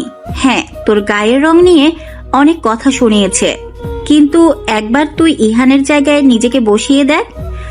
সবাই তো নিজের জীবন সম্পর্কে একটা প্রত্যাশা আছে, তারও নিশ্চয় ছিল। সেখানে তার বাবা হুট করে এভাবে বিয়ে দিয়ে দিল, তাহলে তার একটু রাগ করাই স্বাভাবিক। তাই সে প্রথম একটু রাগ করেছিল, কিন্তু যখন নিজের ভুল বুঝতে পারলো, সে তো এখন তোকে ভালোবাসে। আর জীবনে ভালোবাসার গুরুত্ব অনেক বেশি। সত্যিকারে ভালোবাসার মানুষ খুঁজে পাওয়া কিন্তু সহজ না। তাই বলছি, এখনো সময় আছে। তোদের যেহেতু এখনো ডিভোর্স হয়নি, তাই সম্পর্কটাকে একটা সুযোগ দিতে পারিস তুই। সবকিছু শেষ হওয়ার আগে সব ঠিক করে নে, না হলে পরে কিন্তু তোকেই পস্তাতে হবে। এদিকে সীমা সামিহার বলা কথাগুলি ভাবতে পারে। অতঃপর সে একটা সিদ্ধান্তে পৌঁছায়। চৌধুরী বাড়িতে আজ আলোকসজ্জায় ভরপুর। এই বাড়ির মেয়ে সামিহার বিয়ে আজ। এই উপলক্ষে অনেক বড় আয়োজন করা হয়েছে। পার্লার থেকে লোক এসেছে সামিহাকে সাজানোর জন্য। সীমা সামিহার পাশে বসে আছে। সামিহাকে সাজানো শেষ হলে সীমা বলে ওঠে, বাহ, কি সুন্দর লাগছে আমার বোনটাকে, কারো নজর না লাগুক। আমার উপর কারো নজর লাগবে না। এখন তুই একটা কাজ কর, তুইও সেজে নে। আমি সেজে কি করব? তোর বিয়ে যেহেতু, তাই তোরে সাজা উচিত। আর এমনিতেও আমি তোর মতো সুন্দরী নই যে সাজলে আমাকে ভালো লাগবে। না, আমি কোনো কথা শুনতে চাই না। তোকে যখন বলেছি সাজতে হবে, তখন তোকে সাজতেই হবে। এদিকে সামিহা জেদের কাছে পরাজিত হয় সীমা। অতঃপর পার্লারের লোকেরাও তাকে সাজিয়ে দেয় সুন্দরভাবে। সামিহা সীমাকে আয়নার সামনে নিয়ে এসে বলে, কে যেন বলেছিল তোকে নাকি সুন্দর লাগে না। একবার দেখুক নিজেকে আয়নায়। এত রূপসী কাউকে তো দরকার। এদিকে সামিহা আর কিছু বলল না। একটু পরে তাকে নিয়ে যাওয়া হলো বিয়ের আসরে। বুড়াকও তার পরিবার নিয়ে উপস্থিত হয়েছে। তাদের বিয়ে সম্পন্ন হয়। সবাই আলহামদুলিল্লাহ বলে ওঠে। বিয়ে হয়ে যাওয়ার পর আসে বিদায়ের পালা। সামিহা সাজ্জাদ চৌধুরীও সীমাকে জড়িয়ে ধরে কাঁদতে থাকে। মেয়েটা কতদিন পর তার পরিবারকে খুঁজে পেল, কিন্তু দুর্ভাগ্য যে আবার হারাতে হবে। সামিহা সীমাকে জড়িয়ে ধরে বলে, কাল রাতে তোকে যে কথাগুলো বললাম সেগুলো একবার ভেবে দেখিস।